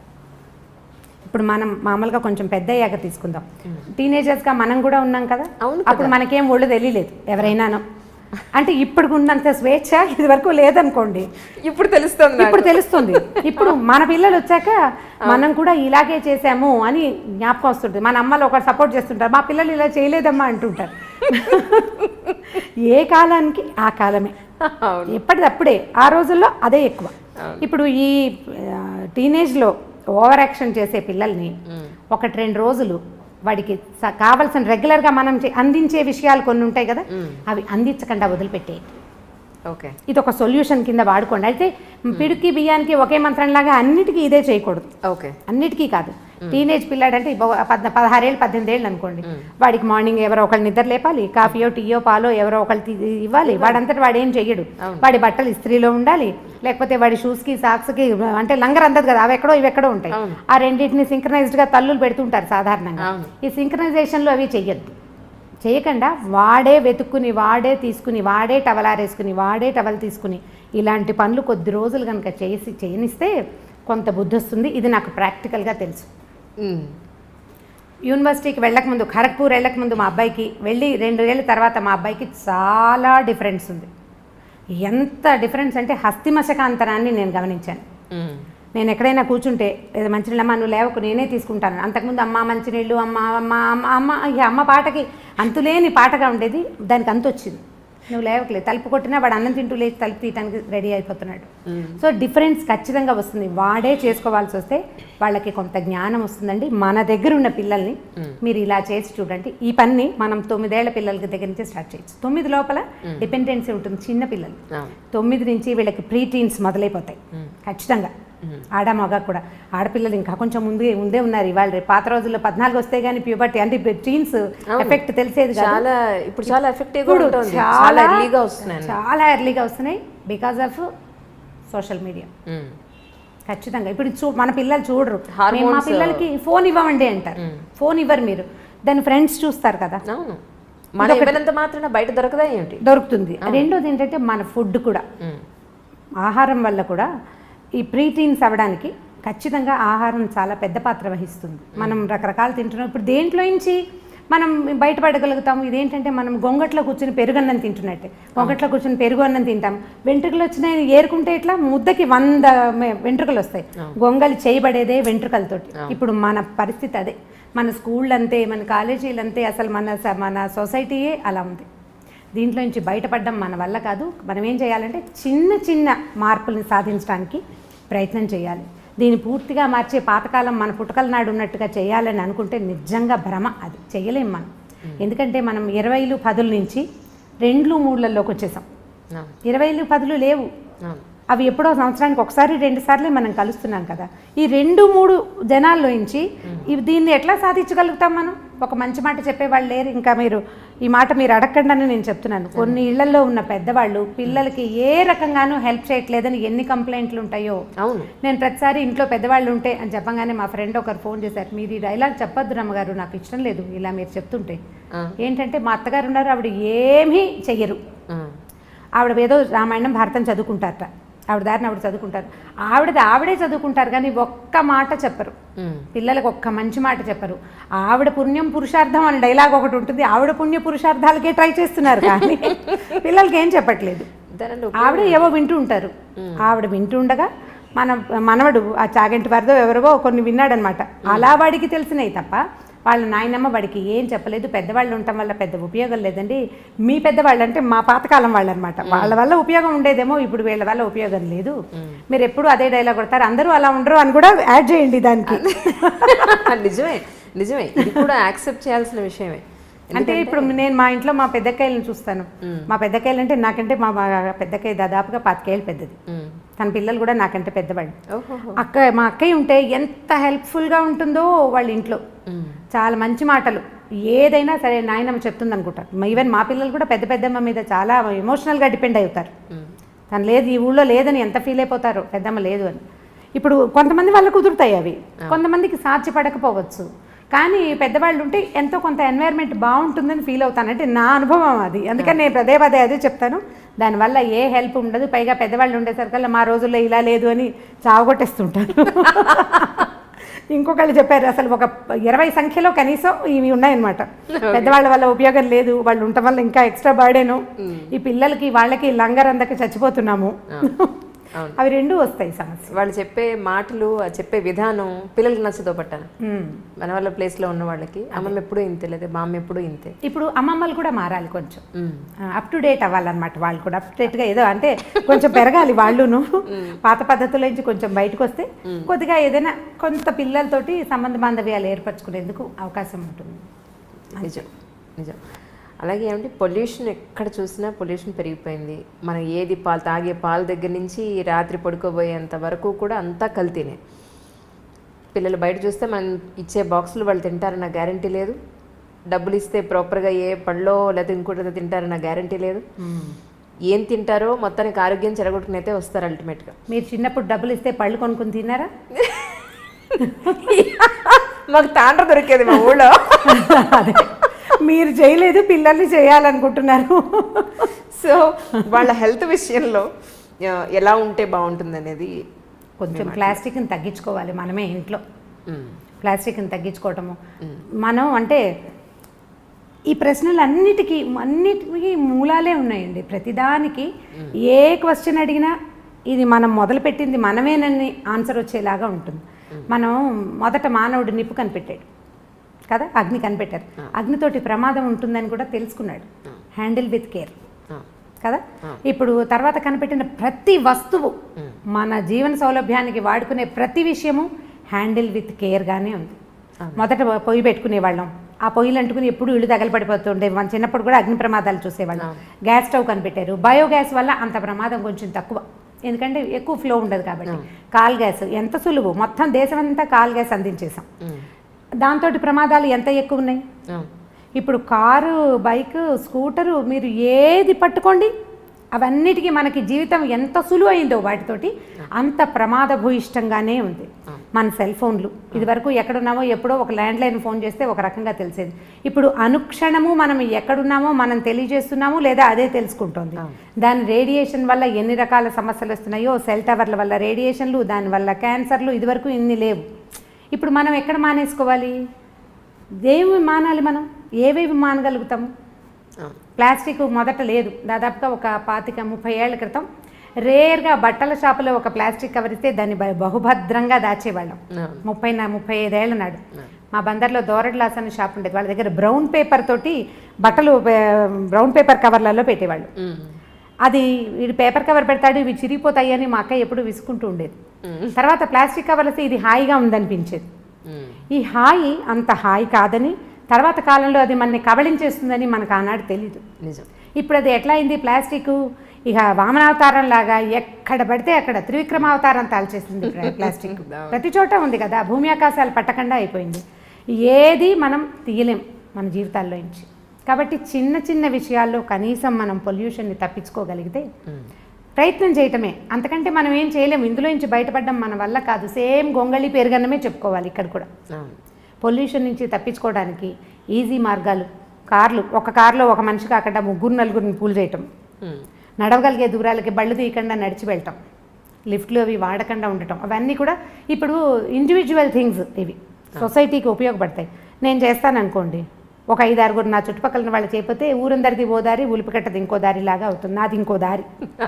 అంతే కదా, అలాగే అవుతుంది. ఇప్పుడు మనం అందరం మాట్లాడుకుని కనుక ఈ ప్రయత్నం చేస్తే కొంత మటుకు బెటర్గా ఉంటుంది. ప్రయత్నం చేయాలి కదా. అందుకని నేను అనుకుంటాను సొసైటీస్లో, అపార్ట్మెంట్స్లో మాట్లాడుకుని ఈ పొల్యూషన్ని పక్కకి తీయడానికి ప్రయత్నం చేయాలేమోనని అనిపిస్తుంది.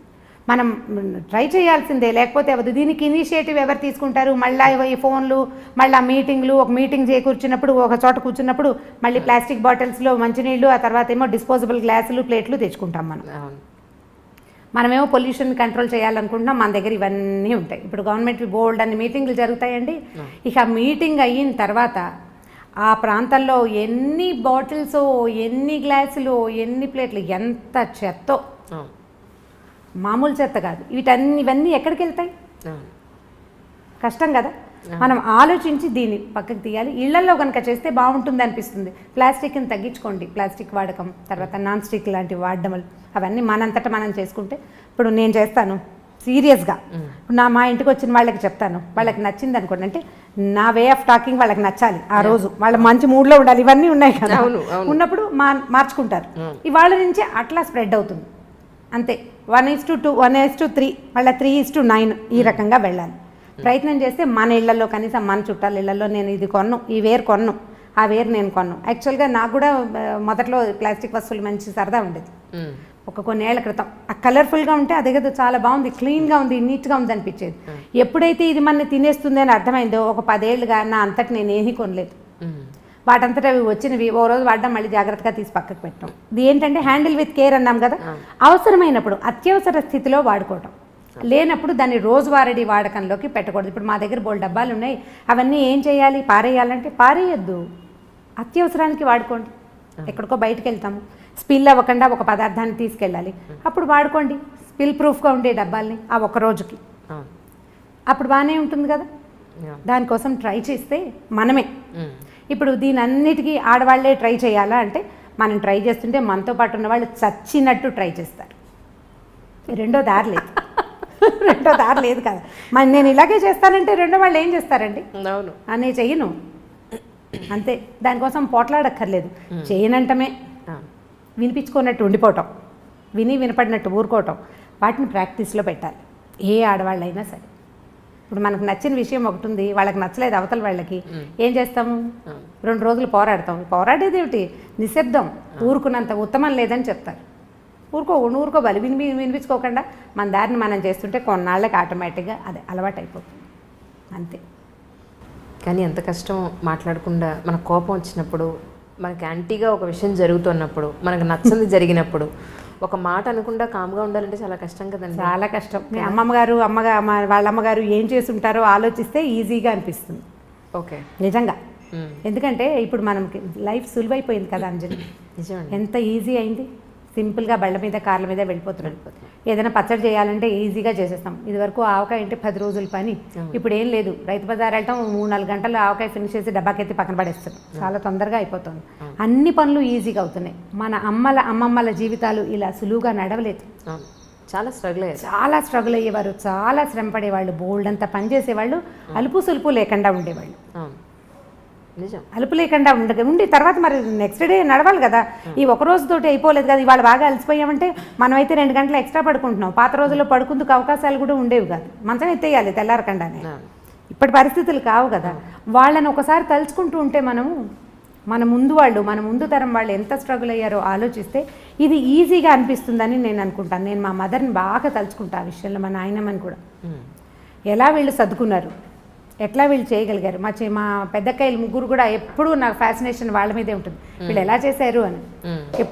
పొయ్యి మీద వంట చేసుకోవటం, 20 మంది 15 మంది పిల్లలు, ఇంటి నిండా పిల్లలు, ఓ పిల్లకి జ్వరం, ఓ పిల్లకి తలనొప్పి, ఇంకో దానికి ఇంకోటి ఏమిటో, ఒకటి పడి కాలికి దెబ్బలు కొట్టుకుంటారు. ఇంతమందిని హ్యాండిల్ చేస్తూ నిజము హ్యాండిల్ చేస్తూ అసలు ఇల్లు పెద్ద పెద్ద ఇల్లు, బాత్రూములు ఎక్కడో బాత్రూములు. అవును, ఇప్పుడు బెడ్రూమ్లో ఉండేవి కాదు కదా. బెడ్రూమ్ ఏంటి అసలు ఇంటికి దగ్గర కాదు. ఇల్లు ఎక్కడో, బాత్రూమ్ ఎక్కడో బాత్రూమ్. ఎంత అవస్థగా ఉండేదో, ఎంత కష్టపడేవాళ్ళు. వాళ్ళు ఎలా చేయగలిగారు? ఎప్పుడు చూసినా నవనవలాడుతూ పక్కపక్కలాడుతూ బాగానే ఉండేవాళ్ళు, రకరకాల పనులు చేసుకుంటూ. నేను వాళ్ళని ఎప్పుడూ తలుచుకుంటాను. నేను వాళ్ళతో పోలిస్తే 100 పని చేయట్లేదు అనిపిస్తుంది ఇప్పుడు. వాళ్ళు అలా పోల్చుకుంటే కనుక మీకు సహనం ఆటోమేటిక్గా వస్తుంది. First of all self pity పోగొట్టుకోవాలి. ఇప్పుడు ఆడపిల్లలకి పెద్ద జబ్బు అదే. అవునండి, చాలా పెద్ద జబ్బు. నేను ఎంత కష్టపడుతున్నానో అన్న వాక్యం మర్చిపోతే ఏముండదు, ఈజీగా ఉంటుంది. మీరు ఆలోచించి చూడండి ఒకసారి. మీరు చెప్తుంటే నేను ఊహిస్తున్నాను. యాక్చువల్లీ మీరు చెప్పిన దాంట్లో నేను కూడా ఉన్నాను. ఇంత చేస్తాను, వీళ్ళెవరికి బుద్ధి జ్ఞానం లేదు, ఒకళ్ళు చేసి చావట్లేదనే ఒక ఫీలింగ్లోనే మొదట్లో ఉద్యోగాలు తీసుకునే కొత్తలో జాబ్ సరదాగా మొదలు పెడతారు. చదువుకున్నాం, ట్రై చేసాం, జాబ్ వచ్చింది. తర్వాత దాని నుంచి మనం బోల్డంత రెవెన్యూ సాధిస్తాం, అందరికీ ఉపయోగపడుతూ ఉంటుంది. ఇప్పుడు మనకి పని బాగా చేసేస్తాం ఖాళీగా ఉండేసరికి, అందులో కొంచెం ముందుకెళ్తాం, ఉద్యోగాల్లో ముందుకెళ్తాం. మనకు ఒక చిన్న సాటిస్ఫాక్షన్ లోపల, ఒక ఈగో సాటిస్ఫై అవుతూ ఉంటుంది. కొన్నాళ్ళు పోయాక ఈ పని చేయలేను, నా వల్ల కాదు అని ఆఫీస్లో చెప్పడానికి కూడా మనకు ప్రాణం ఒప్పదు. ఎందుకంటే లోపల ఒక ఈగోని, ఆత్మారాముడిని సంతృప్తిపరచాలి కదా. ఆత్మారాముడు అంటే ఆకలే కాదు, మన ఆత్మకి మనం అలవాటు చేసినటువంటి సంతోషం, దాంట్లోంచి బయటపడాలని ఉండదు మనకి. ఈ కొన్నాళ్ళు పోయిన తర్వాత ఆత్మారాముడికి అయ్యో పాపం అనిపించడం మొదలుపెడుతుంది. నిజంగానే అవును, అంతే. ఇప్పుడు ఒక 8-10 ఏళ్ల జాబ్ తర్వాత మీకు ఎన్ని బర్డెన్స్ వచ్చినా, ఎన్ని ఇబ్బందులు వచ్చినా మీకు ఉద్యోగం మాందామని ఉండదు. మొదటిది ఆ వస్తున్న డబ్బు, దానివల్ల ఉన్న ఉపయోగాలు అవి పెద్దగా కనపడతాయి. వీటన్నిటినీ మించిన అద్భుతమైన విషయం ఏంటంటే సాటిస్ఫాక్షన్. దేన్ని సాటిస్ఫై చేస్తున్నాము మనం? ఈగోని, ఆత్మ తృప్తి, దాన్ని పోగొట్టుకుందామని ఉండదు. అందుకని చేయలేకపోతాము. అప్పుడు మన మీద మనం ఆత్మారాముడికి జాలేస్తుంది అనమాట మన మీద. ఈ జాలేసేసరికి ఏమవుతుంది, మనం సెల్ఫ్ పిటీకి లోనయ్యి అవతల వాళ్ళని ఇబ్బంది పెడుతూ ఉంటాం. మీరు ప్రతి వాళ్ళు, ఇది వింటున్న ప్రతి వాళ్ళు, నా సెల్ఫ్ పిటీ తోటి నేను ఎవరెవరిని ఇబ్బంది పెడుతున్నాను అని కనుక ఆలోచించి లిస్ట్ రాస్తే మీరు ఊహించలేనంత పెద్ద లిస్ట్ వస్తుంది. చాలా పెద్దది ఆ లిస్టు. నేను కష్టపడుతున్నాను అని మొదట మన అమ్మల నాన్నల దగ్గర నుంచి అందరినీ ఇబ్బంది పెడతాం మనం. మనకు తెలియకుండానే హర్ట్ చేస్తాం. దానికి లోన్ అవుతున్నది మనము, సెల్ఫ్ పిటీకి లోన్ అయ్యేది మనమైతే దానివల్ల సఫర్ అయ్యేది మిగిలిన వాళ్ళు అవుతారు. మొట్టమొదట తీసేయాలి. ప్రతి ఉద్యోగస్తులైన వాళ్ళు, ప్రతి ఆడవాళ్ళు, నేను ఇంట్లో ఎంతో కష్టపడుతున్నాను అనే డైలాగ్ని మర్చిపోవాలి. ఎవడి వంతు పని వాడు చేసుకుంటూ జీవితాన్ని ముందుకు తీసుకెళ్ళాలి. మీరు ఎట్లా అనుకుంటే చెట్లు చేమలు కూడా సెల్ఫ్ పిటీతోటి బాధపడాలి. వాటికి మనకి పెద్ద తేడా ఏం లేదు. వాటి పని అవి చేస్తున్నాయి, మన పని మనం చేస్తున్నాం. ఇలా కనుక అనుకుంటే మీకు సెల్ఫ్ పిటీ రాదు, మీరు ఇంకా ముందుకెళ్ళగలుగుతారు. మీ ఉద్యోగ జీవితంలోనూ మామూలు దైనందిన జీవితంలో కూడా మీరు చాలా సాధించగలుగుతారు. ఎక్కువ మందికి ఆదర్శంగా కూడా ఉండగలుగుతారు. సెల్ఫ్ పిటీ పడద్దు. నిజం. తర్వాత రమ్మగారు, పేర్లు చెప్పకూడదు. ఒక సమస్య ఏంటంటే, ఒక ఫోను ఒక ఇద్దరి దంపతుల జీవితాలని ఎలా నాశనం చేసింది అనేది. ఈరోజు హస్బెండ్ అతని ఫోన్కి అతని పాస్వర్డ్ పెట్టుకుంటున్నాడు, వైఫ్ ఈవిడ ఫోన్కి ఈవిడ పాస్వర్డ్ పెట్టుకుంటుంది. నేను అడిగింది ఏంటి అంటే వాళ్ళని, మీకు ఏ రహస్యాలు లేనప్పుడు మీ ఫ్యామిలీ అంటే మీ హస్బెండ్ దగ్గర, మీ వైఫ్ దగ్గర మీరు ఎందుకంత రహస్యంగా ఉండడం? మీరు ఏ మిస్టేక్ చేయనప్పుడు పాస్వర్డ్లు ఎందుకు? ఆవిడ గురించి మీకు మొత్తం తెలిసి, మీ గురించి ఆవిడికి మొత్తం తెలిసినప్పుడు పాస్వర్డ్లు ఎందుకు అని అన్నాను. లేదు మాకుండే సమస్యలేవో మాకుంటాయన్నారు.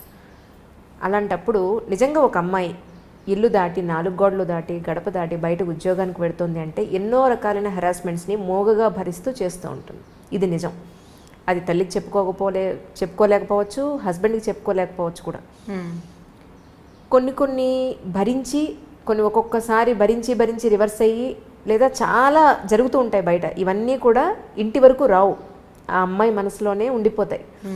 ఇలాంటి ఇష్యూస్ ఏమన్నా బయటపడతాయేమో అని అమ్మాయి ఏమన్నా కొంత సంకోచించచ్చేమో, కానీ అబ్బాయిల విషయాల్లో, ఎస్పెషల్లీ హస్బెండ్స్, తండ్రుల విషయాల్లో అంత సీక్రెసీ మెయింటైన్ చేసేది ఏముంటుంది?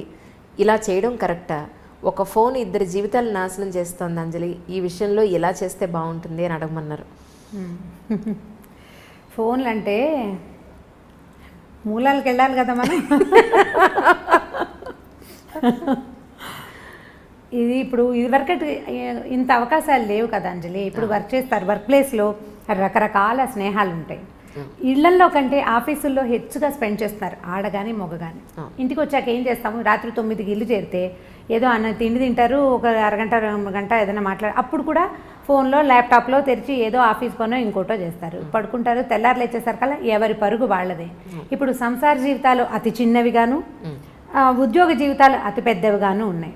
వీళ్ళకి రకరకాల స్నేహాలు, రకరకాల ప్రలోభాలు, రకరకాల ఆకర్షణలు.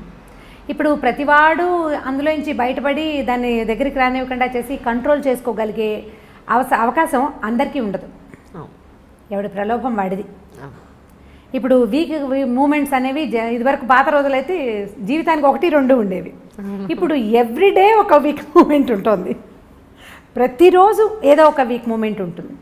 ఎందుకంటే వీడిని పట్టి లాగేవి, వెనకాల పట్టుకోగలిగే బంధాలు కొంచెం తక్కువ అవుతున్నాయని అనిపిస్తుంది. మానసికంగా లేవు. మానసికమైన బంధాలు, దృఢత్వం లేకపోవటం వల్ల వీళ్ళు ప్రలోభపడడానికి హెచ్చుగా అవకాశం కనిపిస్తోంది. ఇప్పుడు ఆడవాళ్ళు మగవాళ్ళు కూడా. ఇందులో మగవాళ్ళు ఇలా చేస్తున్నారు, ఆడవాళ్ళు చేయటం లేదని మీరు అనుకోకండి. నేను ఫెమినిజంకి నేను బాగా వ్యతిరేకిని. ఎందుకంటే ఇప్పుడు ఆడవాళ్ళు ఏం చేయట్లేదు, ప్రతిసారి ఆడవాళ్లే విక్టిమ్స్గా లేరు. అవును, ఏం లేరు. మనం పేపర్ తెరిస్తే ఇప్పుడు వాళ్ళు దుర్మార్గులుగానే కనిపిస్తున్నారు, వీళ్ళు దుర్మార్గులుగానే కనిపిస్తున్నారు. సొంత పిల్లల్ని చంపేస్తున్న వాళ్ళు, పావుల్లాగా పెట్టిన గుడ్లని మింగేసేవాళ్ళు ఎంతమంది ఉన్నారు. మంచి అటు ఇటు కూడా ఉంది, చెడు కూడా ఉంది. ఇదివరకు కొద్దిగా తక్కువ ఉండేది పాత రోజుల్లో, ఇప్పుడు విశృంఖలత పెరిగింది. పిల్లలే కాదు, పెద్దవాళ్ళు కూడా దీనికి ఏమి అతీతులు కాదు. ఇప్పుడు ఇలాంటివి మీరు చెప్పినట్టు ఫోన్ కనుక వీరి మధ్యలో ఉంటే ఈ బంధాన్ని బలపరచుకోవడానికి మనం ఏదైనా ట్రై చేయాలి. ఇప్పుడు గొడవ వచ్చింది, ఏదో ఫోన్ వల్లే అనుకుందాము, సెపరేషన్కి దారి తీస్తుంది ఇది. అవును, ఫోన్ని సెపరేట్ అవుతావు, తర్వాత ఏం చేస్తావు? ఈ ప్రలోభం లేని మనుషులు ఉన్నారా ఇప్పుడు లోకంలో? లేరు కదా. సో దీన్ని తెలుసుకుని వదిలిపెట్టేయండి, దాన్ని వదిలించడానికి ప్రయత్నం చేయండి, మాట్లాడుకోండి. మాట్లాడాల్సిందే తప్పిస్తే రెండో దారి లేదు. ఇప్పుడు దీనికి ఎన్ని రకాల కారణాలు ఉంటాయో, వీళ్ళిద్దరికీ ఫ్రెండ్షిప్ సరైనది లేకపోవటం, వైఫ్ అండ్ హస్బెండ్కి సరైన సెన్సిటివిటీ, సాన్నిహిత్యం లేకపోవటం. ఫ్రెండ్షిప్ ఉండటం వేరు, సాన్నిహిత్యం ఉండటం వేరు కదా. భార్యాభర్త ఓన్లీ ఫ్రెండ్స్గా ఉండరు, సన్నిహితంగా ఉంటేనే మన మధ్య బంధం బలపడేందుకు అవకాశం ఉంటుంది. ఇప్పుడు ఇది కూడా తక్కువగా ఉంది. మధ్యలో పిల్లలు, లేకపోతే ఉద్యోగాలు, అది కూడా కాకపోతే ఈగోస్ రకరకాలు, వాళ్ళకో రకం వీళ్ళకో రకం. ఇద్దరు ఒకే ప్రొఫెషన్లో ఉంటే ఓ రకము, చెరుకో ప్రొఫెషన్లో ఉంటే ఇంకో రకము. సంపాదనల్లో హెచ్చుతగ్గులు, తారతమ్యాలు. వాటి వల్ల ఏమవుతుంది, మనం మనుషులము కలిసి ఉండటానికి పెళ్లి చేసుకున్నాము, కలిసి ముందుకెళ్దాము అనే అవగాహన ఉండటం లేదు ఆడమగకి కూడా.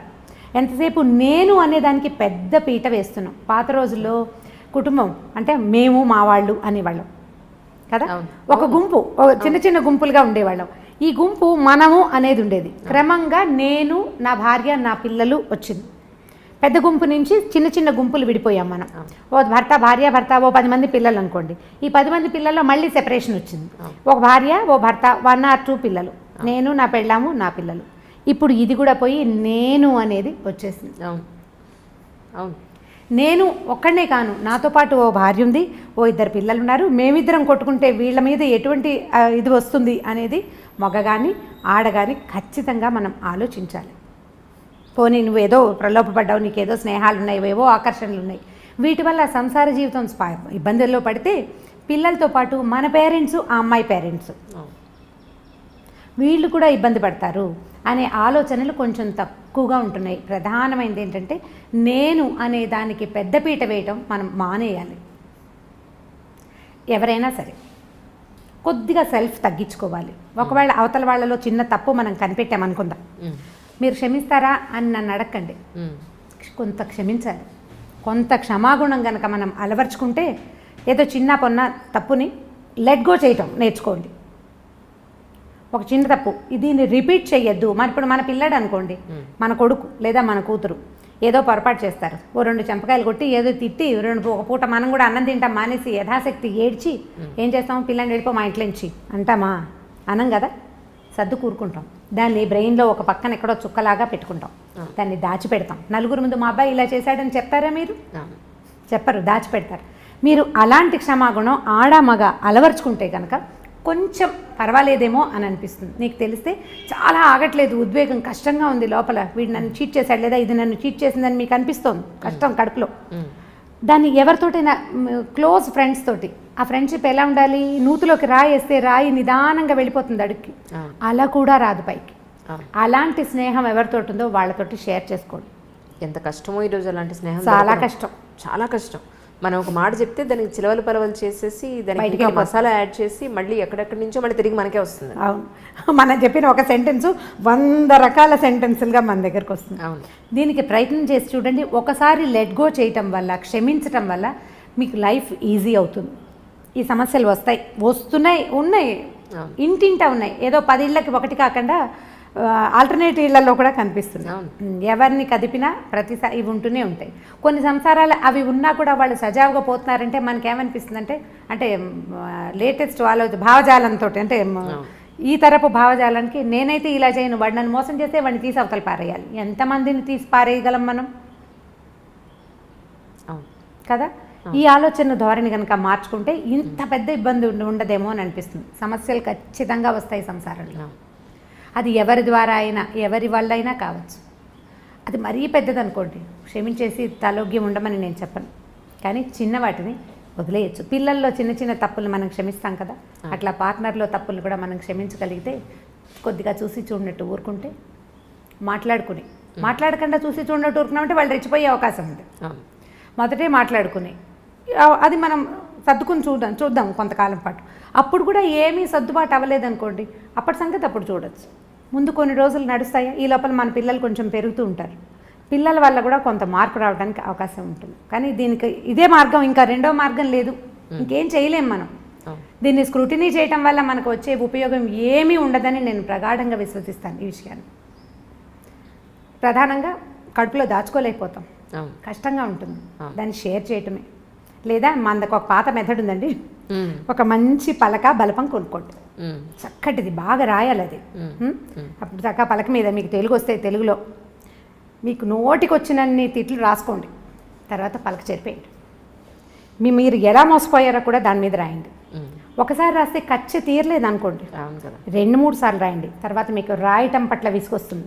మొదట రాసిన సెంటెన్స్లు తర్వాత మీరు రాయలేకపోతారు, మెల్లిగా లోపలున్న ఖర్చు తగ్గిపోతుంది.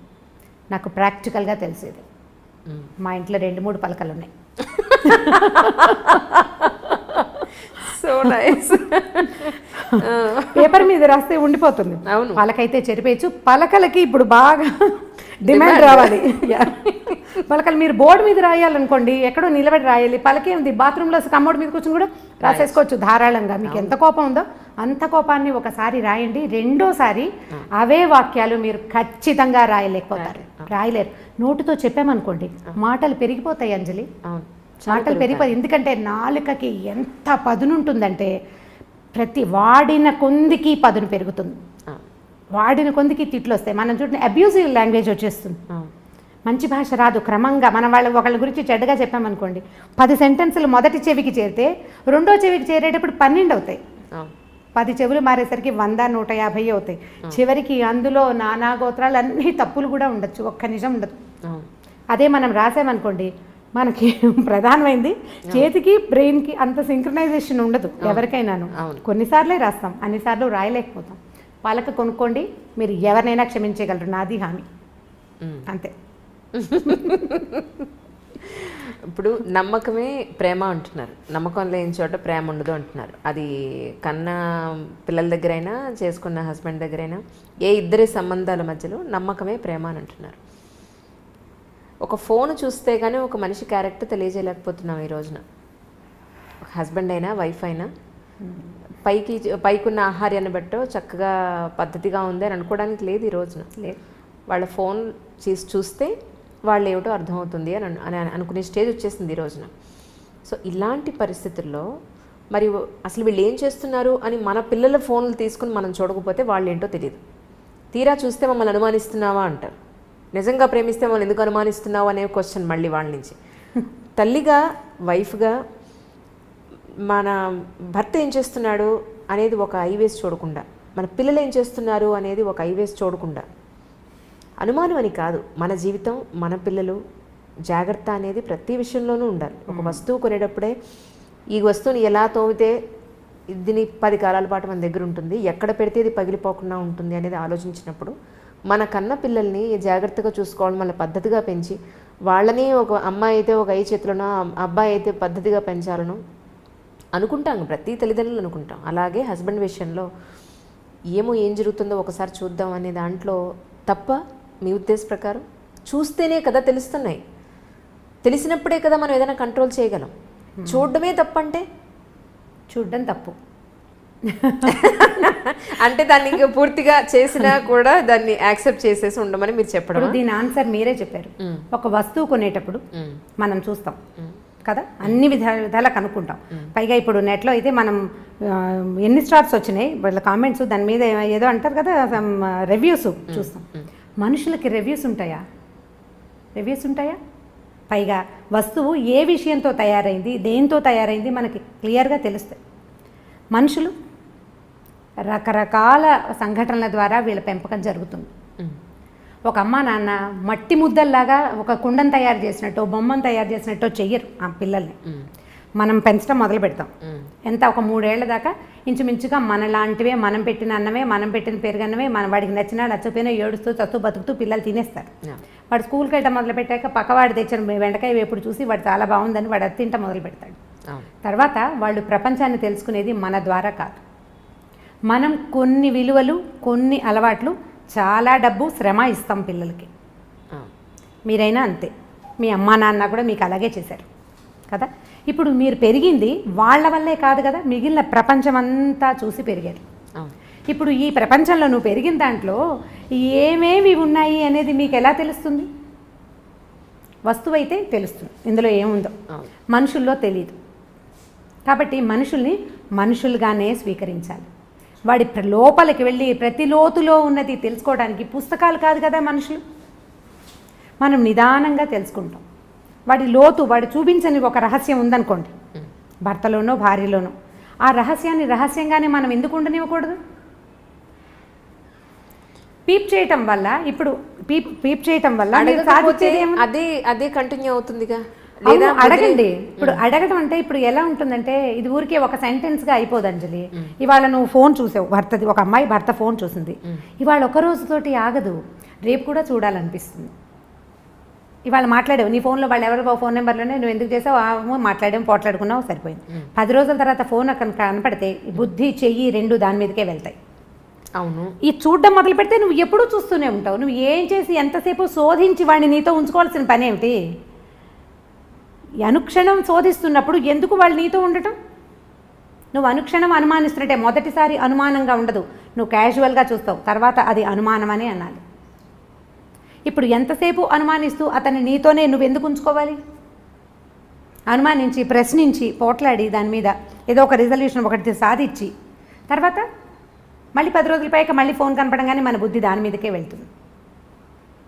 ఏం చేస్తున్నారో వీళ్ళు నేను లేనప్పుడు అని అనిపిస్తూ ఉంటుంది. అసలు ఈ ఆలోచనే సరైంది కాదని నేను భావిస్తాను. పిల్లల విషయం అనుకోండి, పిల్లాడు అనుకుందాం, పిల్లవాడికి ఇప్పుడు వాడు ఏం కొత్తది చేస్తున్నారో అనేది మనం తెలుసుకోవాలి. నాకు ప్రైవసీ లేదంటే నువ్వు ఏదైనా కొంప ఉంచితే నేనే పడాలి కదరా అని చెప్పచ్చు. భర్తలతోటి మనం ఆ మాట అనగలుగుతామా? అనగలుగుతాం. అతను చీపో నువ్వు నాకు వద్దంటాడు, అప్పుడు పోనీ వీడు కాదని ఇంకొని చేస్తామా? పిల్లాడిని ఎలా చేయలేమో భర్తల్ని కూడా అలాగే చేయలేకపోతాం కదా. పోనీ మారుద్దాం అనుకుందాం, ఇప్పుడు మనకు అవకాశాలు ఉన్నాయి, మార్చేద్దాం అనుకుంటాం. ఎన్ని మారుస్తాము? ప్రతివాడు మనకి గుమ్మడికాయ ఇంత ముచ్చని దొరుకుతాడా? దొరకడు కదా. సో ఇప్పుడు ఇది తప్పనే తప్పదు. ఇప్పుడు మనం పీప్ చేసి వాళ్ళ లోతుల్ని శోధించి వాళ్ళ లోపల ఏముందో తెలుసుకోవాలి. నేను నీ కంపానియన్ కాబట్టి నీ మొత్తం రహస్యాలు నాకు తెలియాల్సిందేనన్నది కూడా ఒక రకమైన ఈగోయిస్టిక్ ప్రవర్తనగానే అనిపిస్తుంది మనకి. ఖచ్చితంగా తెలుసుకోవాలన్న ఉద్దేశం అంత సరైంది కాదేమో అని అనిపిస్తుంది. నువ్వు తెలుసుకుని నువ్వు సాధించేదేమీ లేదు, నువ్వేం సాధించలేకపోతావు. బాగా తెలుసుకున్నావు, క్లియర్గా ఖచ్చితంగా తెలుసు నీకు. అంత ఖచ్చితంగా అద్దం లాంటి మనస్తత్వం కలిగిన మగవాడికి కూడా వీక్ మూమెంట్ రావచ్చు. ఎక్కడో ఒక ప్రలోభం తగలచ్చు. ఆ ప్రలోభానికి కారణం మనలాంటి ఇంకొక ఆడదే కావచ్చు, లేకపోతే ఎవరైనా మగవాళ్ళు అవ్వచ్చు, ఎవరో అవ్వచ్చు, ఫ్రెండ్స్ అవ్వచ్చు, మనం చెప్పలేకపోతాం. ఇప్పుడు ఈ వీక్ మూమెంట్స్ అనేవి మనుషుల జీవితాల్లో ఉండటం సహజమేనా? మనం ఒప్పుకోవాలి కదా దానికి. కాదు, ప్రతివాడు శ్రీరామచంద్రుడిలాగా ఉండాలా? ఏ కాలం ఇది? ఇప్పుడున్న కాలం ఏమిటి? మనం ఎక్కడున్నాం ఇప్పుడు? అసలు ఇదివరకటి పద్ధతులే ఇప్పుడు లేవు కదా. ప్రతి వాళ్ళకి ప్రలోభాలు తప్పవు. ఈ లోతులు శోధించాలి అని కనుక పెట్టుకుంటే నువ్వు శోధిస్తూనే ఉంటావు. వదిలిపెడితే నువ్వు ఈ జీవితంలో ఏదైనా సాధిస్తావు, ఇంకోటి ఏదైనా. దీన్ని నువ్వు సాధించగలిగేది సుతరాము లేదు, ఇందులో ఏమీ లేదు. కనుక్కుని మనం ప్రయోజనం ఏం లేదు. సరే, ఇప్పుడు ఒక ప్రాక్టికల్ ఒక అమ్మాయి లైఫ్ కట్టే కొట్టే తెచ్చేలాగా చెప్తాను, మీకు దాని సొల్యూషన్ చెప్పండి. అలా అయితే అమ్మాయి విలేజ్ నుంచి మామూలు నార్మల్ బ్రాహ్మణ్ ఫ్యామిలీ నుంచి వచ్చి హైదరాబాదు పెళ్లి చేసుకుని హైదరాబాద్ వచ్చింది. అమ్మాయికి 2 పిల్లలు, వైఫ్ అండ్ హస్బెండ్స్కి 2 పిల్లలు. ఒకరోజు పిల్లలు తీసుకొచ్చి, అమ్మాయి మామూలు చదువుకుంటే యూట్యూబ్ తెలియదు, నెట్ తెలియదు, ఏమీ తెలియదు, అమ్మాయికి నాలెడ్జ్ లేదు. ఆ అమ్మాయి మొగుడు ఫోన్ కూడా ఒక 20 సంవత్సరాలుగా ఏం జరుగుతుందో కూడా చూడాలని కూడా తెలియనంత అమాయకురాలు. పిల్లలు తీసుకొచ్చి ఫోను, ఇదిగొమ్మ నాన్న ఇవన్నీ చూస్తున్నారు అని చెప్పి పిల్లలు తీసుకొచ్చి వాళ్ళ నాన్న ఫోన్ చూపించారు. ఇది ఏమిటి, ఎలా చూస్తారని పిల్లల దగ్గర నుంచి నేర్చుకుంది ఆ తల్లి.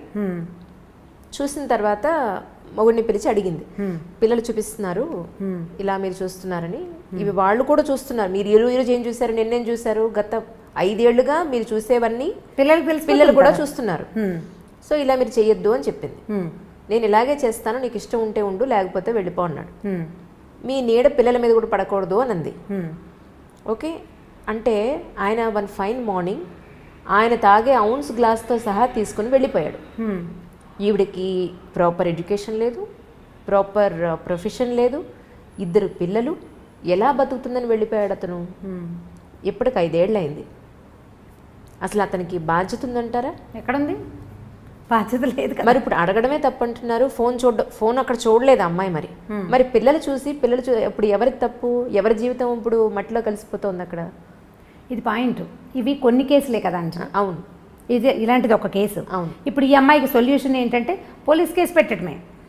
ఇప్పుడు నేనేమంటున్నాను, ఇంత ఎక్సెంట్రిక్ థింగ్లోకి వెళ్ళిపోతే, ఇంత ఎక్స్ట్రీమిటీలోకి వెళ్ళిపోతే తప్పకుండా దీనికి లీగల్గా ప్రొసీడ్ అవ్వాల్సిందే, తప్పకుండా సెపరేషన్ తీసుకోవాల్సిందే. ఇప్పుడు ఇలాంటిది వాళ్ళెవరి జీవితంలో అయిందని ప్రతి వాళ్ళ జీవితాల్లో ఎలా అవుతాయి? ఇది అందరికీ అవ్వదు.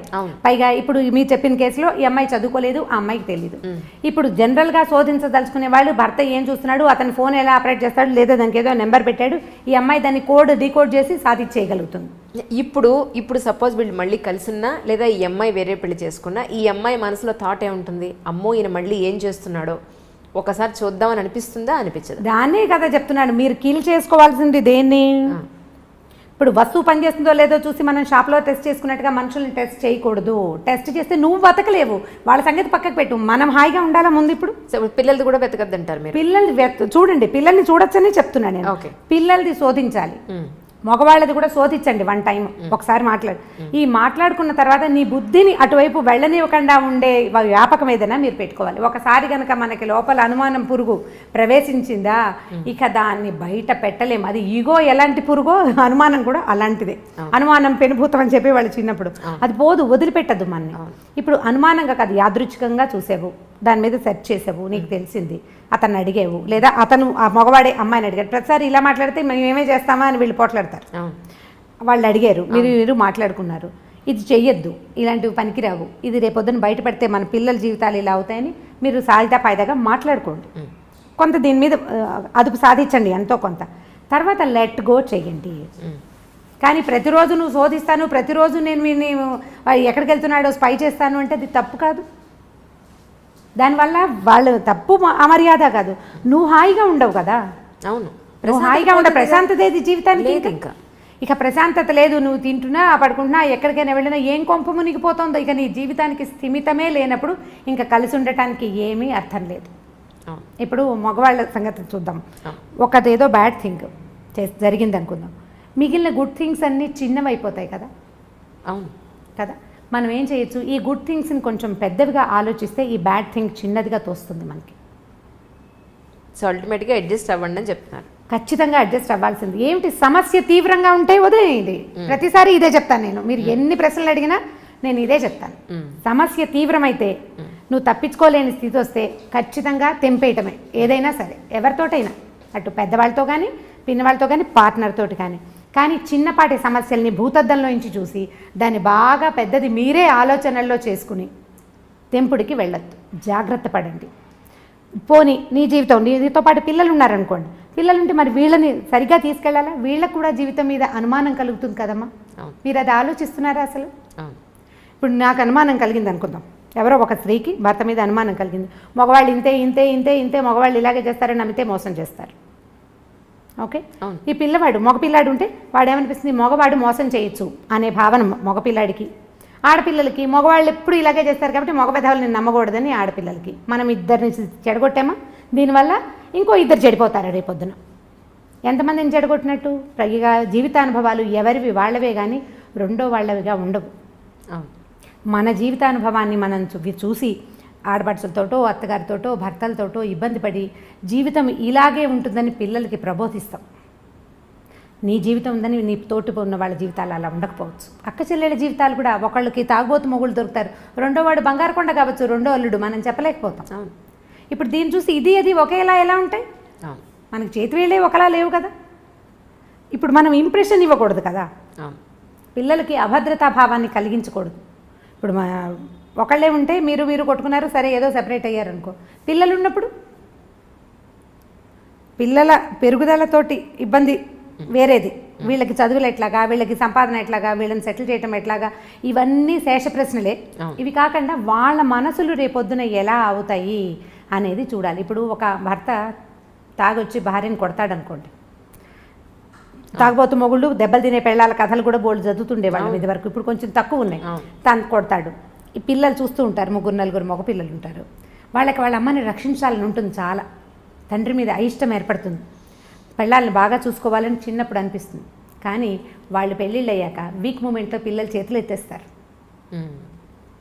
4 పిల్లలు ఉంటే 3 కనీసం భార్యల్ని కొట్టేవాళ్ళుగా తయారవుతారు. ఒకడే బెటర్గా ఉంటాడు.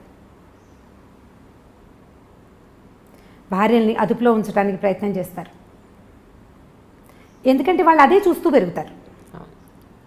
తాగటం తప్పు కాదనిపిస్తుంది. చిన్నప్పుడు అసహించుకుంటారు, చీచీ తాగకూడదని. కానీ కొంచెం పెద్ద అయ్యాక దాని మీద ఏం అదుపు ఉండదు. ఎందుకంటే వాడి సబ్కాన్షియస్లో అది ఫిక్స్ అయిపోయి ఉంటుంది. ఆడపిల్లలు కూడా అత్తవారితో అడ్జస్ట్ అవ్వకపోవడానికి సగం కారణం తల్లులే. ఎందుకంటే వీళ్ళు అత్తగారులు దుర్మార్గులని, ఆడపడుచులు పాపిష్టి వాళ్ళని వీళ్ళు మాట్లాడి పిల్లల బుర్రలో దాన్ని ఫిక్స్ చేసేస్తారు. మన జీవితానుభవం మన పిల్లల జీవితానుభవాలు కావు. సాధారణంగా జరగదు అట్లా.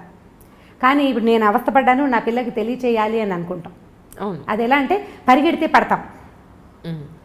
పడతాం, తడిగా ఉన్న నేల మీద గబగబా నడిస్తే జారి పడిపోతాం అన్నంత కామన్ థింగ్గా మనం వ్యక్తులతోటి సంబంధాలను కూడా జనరలైజ్ చేసేస్తాం.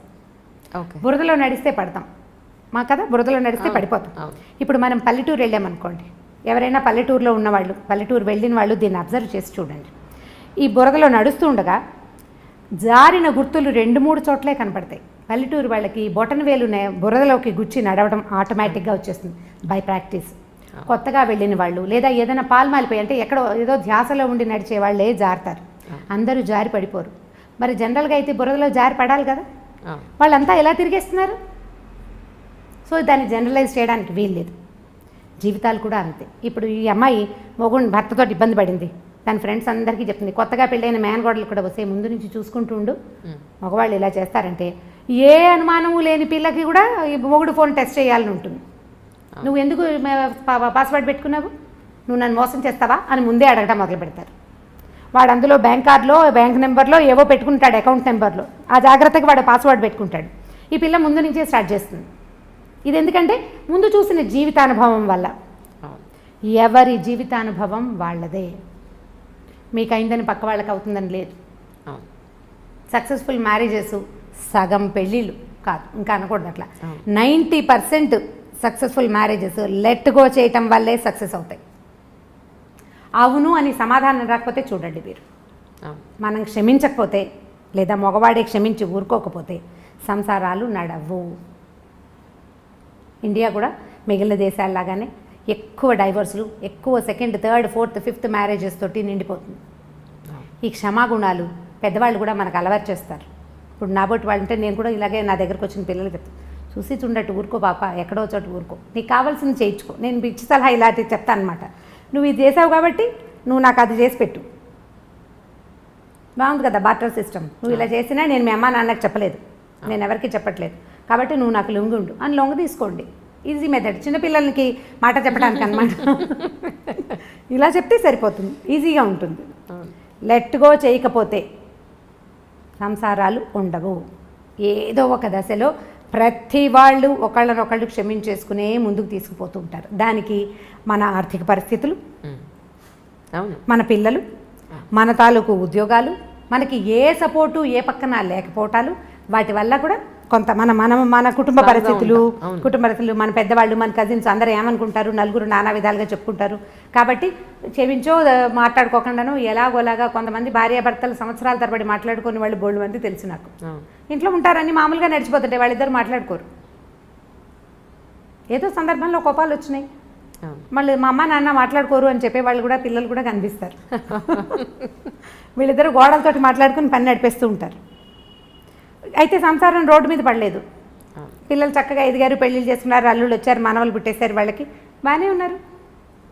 అంటే ఇది సంతోషమా, ఇదేనా పెళ్ళి అంటే అని మీరు అడుగుతారు. ఇప్పుడు కాదు, సంతోషం కాదు, నువ్వు సెపరేట్ అయిపోతావు. నువ్వు ఒకదానివే ఉంటావు, అది సంతోషమా? మీ పిల్లలు సజావుగా పెరగరు, అప్పుడు అది సొసైటీలో మీకేం సరైన గుర్తింపు ఉండదు. అది అవన్నీ సంతోషాన్ని ఇస్తాయి. అంటే మనకి సంతోషాన్ని ఇవ్వడానికి ఏ విషయమూ లేనప్పుడు మిగిలినవి ఏవీ లేవు. దీంట్లో సర్దుకుంటే సరిపోతుంది. కరెక్ట్. అంటే ఇప్పుడు మీరు విడాకులను సమర్థించారా అని గట్టి ప్రశ్న. లేదు లేదు లేదు లేదు. ఎవరి కోసం? అల్టిమేట్గా విమెనే సఫర్ అవుతుంది. అల్టిమేట్గా సఫర్ అయ్యేది విమెనే. ఆవిడ దృష్టి మీరు ఎక్కడున్నా, ఏం చేసినా, కలిసి ఉన్నా, ఒంటరిగా ఉన్నా, పిల్లలతో ఉన్నా, ఎప్పుడు సఫర్ అవ్వాల్సింది ఆడవాళ్ళే. ఈ మధ్య నేను ఒక ఇంటర్వ్యూలో అదే చెప్పాను, ఇండైరెక్ట్గా చెప్పింది అదే, కానీ నెటిజన్లకి కొంచెం అర్థం కాక నన్ను అందరూ చాలా నెగిటివ్గా అనుకున్నారు. బేసిక్గా నేను స్పోర్ట్స్మెన్స్ గ్రౌండ్లో ఎలా ఉంటారు, చీర కట్టుకుని పరిగెట్టలేం కదా. సో బేసిక్గా నేను నేషనల్ అథ్లీట్ని. నాది 400 మీటర్స్, 800 మీటర్స్ అండ్ 6 కిలోమీటర్స్ ఆమె ఈవెంట్స్ యాక్చువల్లీ. అప్పుడు షార్టే వేసుకుంటాం, స్లీవ్లెస్సే వేసుకోవాలి. ఒక స్టేజ్లో ఆ షార్ట్ స్లీవ్లెస్ కూడా ఒంటి మీద ఉంచుకోవడానికి కూడా భారంగా ఉంటుంది. లాస్ట్ 50 మీటర్స్ ఉండగా అంతగా చెమట, అంతగా శ్రమ ఉంటుంది రన్నింగ్లో. ఇదేమి గ్రూప్గా స్పోర్ట్స్ అంటే గేమ్స్ కాదు కదా, క్రికెట్ 10 మంది కలిపి ఆడేది. ఇవి అన్ని ఇండివిజువల్ ఈవెంట్స్, ఎవరికి వాళ్ళుగా ఒక్కరే గ్రౌండ్లోకి వెళ్ళి ఒక్కళ్ళే సాధించాల్సిన ఈవెంట్స్ ఇవన్నీ. సో వాళ్ళు ఎవరో అన్నారు స్లీవ్లెస్ వేసుకున్న వాళ్ళ రేపులు జరుగుతున్నాయని. నేను అన్నది అది కాదు. అసలు పద్ధతిగా ఉండి చీర కట్టుకొని ఎంతో గౌరవంగా ఉన్న లేడీస్ని చాలా తప్పుగా చూస్తారు బయట. వాళ్ళు చూసే దృష్టికోణం ఒక రకంగా ఉంటుంది. అలాంటప్పుడు ఆ లేడీ డ్రెస్సే మనం అగౌరవంగా చూసే విధంగా వేసుకుంటే అది మనకే కదా హామ్ అన్న పాయింట్లో చెప్తే ఎవరూ సరిగా అర్థం చేసుకోలేదు. నాకు అది కొంచెం బాధ అనిపించింది. ఏంటంటే ఇప్పుడు ఇలా ఉన్నాను, మీరు ఇలా ఉన్నారు, మనల్ని కూడా తప్పుగా చూసే దృష్టికోణం ఉంటుంది, చీరలోని కూడా వల్గర్గా చూసే జనాలు ఉన్నారు. అలాంటప్పుడు మనం ఎలా ఉండాలనేది నా ఉద్దేశం. మనకి మనం కావాల్సినట్టుగా ఉండాలి. మనకి ఎలా ఉంటే కంఫర్టబుల్గా ఉంటుందో అలా ఉండాలి. మనకి మనం సమాధానం చెప్పుకోవాలి కదా. ఇప్పుడు మీరు బట్టల గురించి అంటే మరి పసిపిల్లలవి, చిన్నపిల్లలవి, చిట్టి చిట్టి పాపాయిలవి కూడా రేపులు అవుతున్నాయి కదా. పసిబిడ్డని ఎత్తుకుని ముద్దాడాల్సిన పిల్లల్ని కూడా రేపు చేస్తున్నారు. అది ఏం బట్టలు వేసుకుని వీడిని ప్రవోక్ చేసి ఉంటుంది. అసలు అవి మట్టి పిచ్చి మాటలు. వస్త్రధారణతోటి అన్న మాట అనకూడదు. కాకపోతే ఏంటంటే మనం కాపీ చేయటం మన పద్ధతి. హిందీ వాళ్ళు ఇంగ్లీష్ వాళ్ళని కాపీ చేశారు, మనం హిందీ వాళ్ళని కాపీ చేస్తున్నాం. మనని పల్లెటూరు వాళ్ళు కాపీ చేస్తారు. అంటే అంతే కదా, మన ముందున్న దాన్ని మనం కాపీ చేస్తాం. మన ముందున్న ఒరవడి సరైంది కాకపోతే ఆటోమేటిక్గా కాపీ అవుతుంది. కూల్ షోల్డర్స్, కూల్ ఇవి ఏవో రకరకాల బట్టలు ఉన్నాయి. దానివల్ల మనం సాధిస్తున్నది ఏంటంటే అవధూత లక్షణాలను సాధిస్తున్నాం. దేహాభిమానం లేదనమాట మనకి. శరీరాభిమానం, అవధూతులకు దేహాభిమానం ఉండదు, వాళ్ళు ఎలాగైనా ఉంటారు. ఇప్పుడు మన వాళ్ళ పరిస్థితి కూడా అలాగే ఉంది. ఇప్పుడు బట్టలు చక్కగా వేసుకుంటే ప్రెజెన్స్ బాగుంటుంది అంతే. అవతల వాళ్ళ దృష్టి ఎలా ఉంటుంది, నీ శరీర భాగాల మీద అవతల వాళ్ళ దృష్టి పడుతుంటే నీకు చీదరగా ఉండట్లేదంటే నీకేమీ లేదు, శరీరాభిమానం లేదు అంతే. అది ఎవరి వాళ్ళ ఇండివిజువల్ థింగే కానీ రెండోది కాదు కదా. దానివల్ల ఇవేమైనా జరుగుతున్నాయి అన్నమాట పిచ్చి మాట అండి. అది డ్రెస్ వల్లని కాదు, డెఫినెట్గా కాదు. నా ఉద్దేశం కూడా అది కాదు. కాకపోతే అమ్మాయికి గౌరవం ఏ విధంగా వస్తుంది? ఇప్పుడు ఒక మనిషిని మనం రోడ్డు మీద చూసాము, ఫస్ట్ కనపడేది అమ్మాయి మొహం, అమ్మాయి టాప్ బాటం, బట్టలు, ఇదే మనకు కనిపించేది. ఆ తర్వాత మాట్లాడితే ఆ భాష, దాన్ని బట్టే ఆ అమ్మాయి మీదైనా అబ్బాయి మీదైనా గౌరవం ఉండేది. అయితే ఈ చూసే విధానంలో బయట జనాలు, మనకు సంబంధం లేని జనాలు, ఇప్పుడు నేనే ఉన్నాను, ఎవరో విధానం అనడం అనవసరం, ఇంత షార్ట్ లెంత్ వేసుకొని అప్పర్ బాడీ అంతా బయట కనిపించేలా వేసుకుంటే నన్ను గౌరవంగా చూడాలని అనుకోవడం నేను కరెక్టా? అదే చూస్తారా? అలా కాదు. ఇప్పుడు మన బట్టల వల్ల బట్టలతోటే ఏవి రావు, కానీ బట్టలతోటే కొంత వస్తుంది. ఎగ్జాక్ట్లీ అదే నేను చెప్పింది. అంతే, అనవసరంగా మన మీద 10 మంది చెడు చూపు పడకుండా చూసుకుంటే అమ్మాయిలు చాలా అంటున్నాను, అంతకు మించి ఏం లేదు. ఇక దీనికి చాలా ఎన్లార్జ్ చేసి స్లీవ్లెస్ వేసుకుంటేనే అంటే స్లీవ్లెస్లు ఎందుకు వేసుకోవద్దంటారు? డెఫినెట్గా అందరికీ, అమ్మాయిగా పుట్టిన వాళ్ళందరికీ అన్ని రకాల బట్టలు వేసుకోవాలని ఉంటుంది. డెఫినెట్గా గుడికి వెళ్ళేటప్పుడు ఒక రకంగా తయారవుతాం, పార్టీకి వెళ్తే ఒక రకంగా తయారవుతాం, స్పోర్ట్స్కి వెళ్ళే వాళ్ళు ఇంకొక రకంగా తయారవుతారు. అందరూ ఒకలానే ఉండాలంటే నేను జడేసుకుని స్పోర్ట్స్ పరిగెట్టలేం కదా. డెఫినెట్గా గట్టిగా ముడి వేసాం, నేను చిన్నగానే చేసేసి నేను రన్ చేయగలుగుతాను డెఫినెట్గా. అలాగా ఎక్కడ ఎలా ఉండాలో రోమన్కి వెళ్ళినప్పుడు రోమన్లానే ఉండాలని చెప్తూ ఉంటారు. సో అలా ఉండాలి తప్ప, సో డెఫినెట్గా ఇప్పుడు పబ్లిక్కి ఖచ్చితంగా కొంతమంది అక్కడ దాని ప్రొఫెషన్ ఉన్నవాళ్ళు ఉన్నారు, అక్కడికి వెళ్ళి చీరలు కట్టుకోమని మనము చెప్పం. అదే. సో అలాగా అందరికీ చెప్పేది ఏంటంటే ఎక్కడ ఎలా ఉండాలో అక్కడ ఉంటే బాగుంటుంది. ఇప్పుడు రోడ్డు మీద వెళ్ళేటప్పుడు కాస్త 10 మంది మనల్ని చెడుగా చూడకుండా ఉండే బట్టలు వేసుకుంటే చాలన్నది నా ఉద్దేశం, అంతకు మించి ఏం లేదు. యా, ఇంకొకటి, ఇంతకీ సండే రోజు మీరు షాపింగ్కి వెళ్ళట్లేదు చెప్పండి, విండో షాపింగ్కి. సండే రోజు విండో షాపింగ్కి నెక్స్ట్ గెలేరియో మాల్ వెళ్ళాను నేను. వెళ్ళారా? మొత్తానికి వెళ్ళారు. నేను వెళ్తూనే ఉంటాను. ఓకే. ఎవరితోటైనా వెళ్ళినా నేను పెద్దగా నాకు చాలా అవసరమైన వస్తువులు తప్పిస్తే కొను నేను. ఈవెన్ నేను కూడా అంతే. అయితే నేను బాగా చీరలు పట్టుకుని షాప్కి వెళ్తుండగా ఒక ఆవిడ నన్ను చూశారు, నాకు మొన్న వాట్సాప్లో కూడా పెట్టారు, మీరు బోల్డ్ చీరలు కొనుక్కున్నారు అని. ఇప్పుడు కొత్త ప్రశ్నలు వస్తున్నాయి, మీరు చాలా చీరలు ఎలా కట్టేసుకుంటున్నారు అని. అంటే ఇప్పుడు మీరు అడిగిన ప్రశ్నకి ఇప్పుడు సమాధానం చెప్తాను. భగవంతుడు చాలా కొద్ది మందికి కొన్ని అదృష్టాలు ఇస్తాడు. నాకు భగవంతుడు ఇచ్చిన పెద్ద అదృష్టం, నాకు 7 అక్కయ్యలు ఉన్నారు. నేను నా చిన్నప్పటి నుంచి, అంటే నేను చీరలు కట్టుకోవటం మొదలైనప్పటి నుంచి 18-19 ఏళ్ల వయసు నుంచి, మా పెద్దకై నాకంటే 10 ఏళ్ళు పెద్దది. ఇంతకుముందు చెప్పాను కదా. ఎంతమంది మీ సిస్టర్స్? 8 సిస్టర్స్ మేము. మీతో కలిపా? నాతో కలిపి మేము 8 మంది. ఒక అన్నయ్య ఉన్నాడు మాకు. మొత్తం 9 మంది. మొత్తం 9 మంది. నేను చివరిదాన్ని. ఓహో. నేను సంగీతం క్లాస్కి మా పెద్దక్కై కొత్త చీరలు కట్టుకెళ్ళటం ఎన్నిసార్లు చేశాను. మా అమ్మవి పెద్దక్కవి, మా నాన్నగారు అప్పటికే లేరు. మా మదర్ కొత్త చీరలు సాధారణంగా కట్టుకునేవారు కాదు. చీరలు ఎవరైనా ఆవిడ కొనుక్కున్నా, ఎవరైనా పెట్టినా ఆ చీర నేను కట్టుకెళ్ళిపోయేదాన్ని. ఏదో ఒక బ్లౌజ్ వేసుకుని ఏదో ఒక చీర కట్టుకోవడం. మా పెద్ద పెంచారండి 8 మంది ఆడపిల్లల్ని. ఒక్క ఆడపిల్లల్ని పెంచడమే అసలు చాలా కష్టంగా ఉంది ఈ రోజుల్లో. పాత రోజులు కదా, పాతకాలంలో ఇలా బోల్డెన్ మంది 7 అమ్మాయిలు 6 అమ్మాయిలు బోల్డెన్ మంది కనిపిస్తారు నా ఏజ్ వాళ్ళు. నాకంటే పైన ఏజ్ వాళ్ళందరూ అలాగే ఉంటారు కదా. మాకేంటంటే మా అమ్మ నాన్న ఒక్కొక్కళ్ళే. మా తాతగారికి బాగా పిల్లలు, బాండ్ ఆఫ్ పిల్లలు ఆయన పాపం. ఆయన పుట్టలేదు. 3 పిల్లలు పుడితే ఒక ఆయన పుట్టగానే ఒక బాబు పోయినట్టున్నారు. మా మేనత్త ఒక 10 ఏళ్ళు వచ్చాక పోయారు. మా నాన్న ఒక్కరే. ఆయనకి చాలా మంది సంతానం కావాలని ఉండేది. మా ఇదొక తర్వాత ఇప్పుడు వైజాగ్లో మా నాన్నగారు ఆంధ్ర యూనివర్సిటీలో ఎంఏ చదవటానికి వెళ్ళారు. ఒకవేళ ఏదైనా చేయించేసుకుంటారేమో వీళ్ళు పిల్లలు కలగకుండా అని ఆడపిల్లలకు రాసిస్తానని బెదిరించేవారు మా తాతగారు. అప్పుడే ఆపేస్తే సరిపోయేది. ఆ తర్వాత ఇన్ని బొమ్మలు వచ్చినాయి, కొత్త బొమ్మలు అంటుండేది మా అమ్మ. మేము మా ప్రధానమైంది అది. పైగా మా కజిన్స్ అందరూ కూడా మేము 6, 7, 8 అలా ఉన్నాం. మా కజిన్స్ అందరూ కూడా ఎక్కువ వాళ్ళే. ఈ పైన పెద్ద అక్కయ్యలు ఉన్నారు కదా, మా అక్కయ్యలు చీరలు కట్టుకునే అలవాటు నాకు చిన్నప్పటి నుంచి ఉంది. ఇప్పుడు కూడా నాకు కుప్పలు తెప్పలుగా చీరలు వస్తూనే ఉంటాయి. కొంచెం నన్ను ఎక్కువ ముద్దు చేస్తారు. మిగిలిన ముద్దు అంటే జనరల్ ముద్దు కాదు, నాతో మ్యాక్సిమం పనులు అందరూ చేయించుకుంటారు. చీరలు మాత్రం వచ్చేస్తాయి. ఓకే. చీరలు వచ్చేస్తాయి. ఏదైనా కొత్త నగ చేయించుకుంటే మా అక్కయ్య ముందు పరిగెత్తుకుంటూ నాకు తెచ్చి మెడలో పెట్టి చూసుకోవడానికి, చూసి బాగుంది అని అనుకోవడానికి కూడా నగలు పట్టుకొచ్చే అక్కయ్యలు ఉన్నారు నాకు. మిగిలిన వాళ్ళకి ఈ అవకాశం లేదు. నేను కట్టుకునే చీరలన్నీ నా సొంత చీరలు కావు. కొన్ని మా అక్కయ్యల చీరలు కూడా కొన్ని కట్టేసుకుంటూ ఉంటాను. ఎక్కువ భాగం అనమాట. 50% ఏదో ఒక అక్కయ్య దగ్గర నుంచి ఓ 4 చీరలు, ఓ 3 చీరలు అలా వస్తూనే ఉంటాయి. వాళ్ళు నాకు కొనిపెట్టేవి ఎక్కువే, పట్టుకొచ్చి పడేసి ఇవి కట్టుకోవే అని వదిలేసే చీరలు కూడా చాలా ఉంటాయి అన్నమాట. ఎక్కడున్నారండి 7 మీ సిస్టర్స్? 3 అక్కయ్యలు ఇక్కడే ఉన్నారు. 3 కాదు 4 అక్కయ్యలు ఇక్కడే ఉన్నారు. మా పెద్దక్కయ్య మొన్నటి దాకా ఇక్కడే ఉండేవారు, కానీ విజయవాడ వాళ్ళ అబ్బాయి షిఫ్ట్ అయ్యాడు. రెండో అక్కయ్య బందర్లో ఉంటుంది.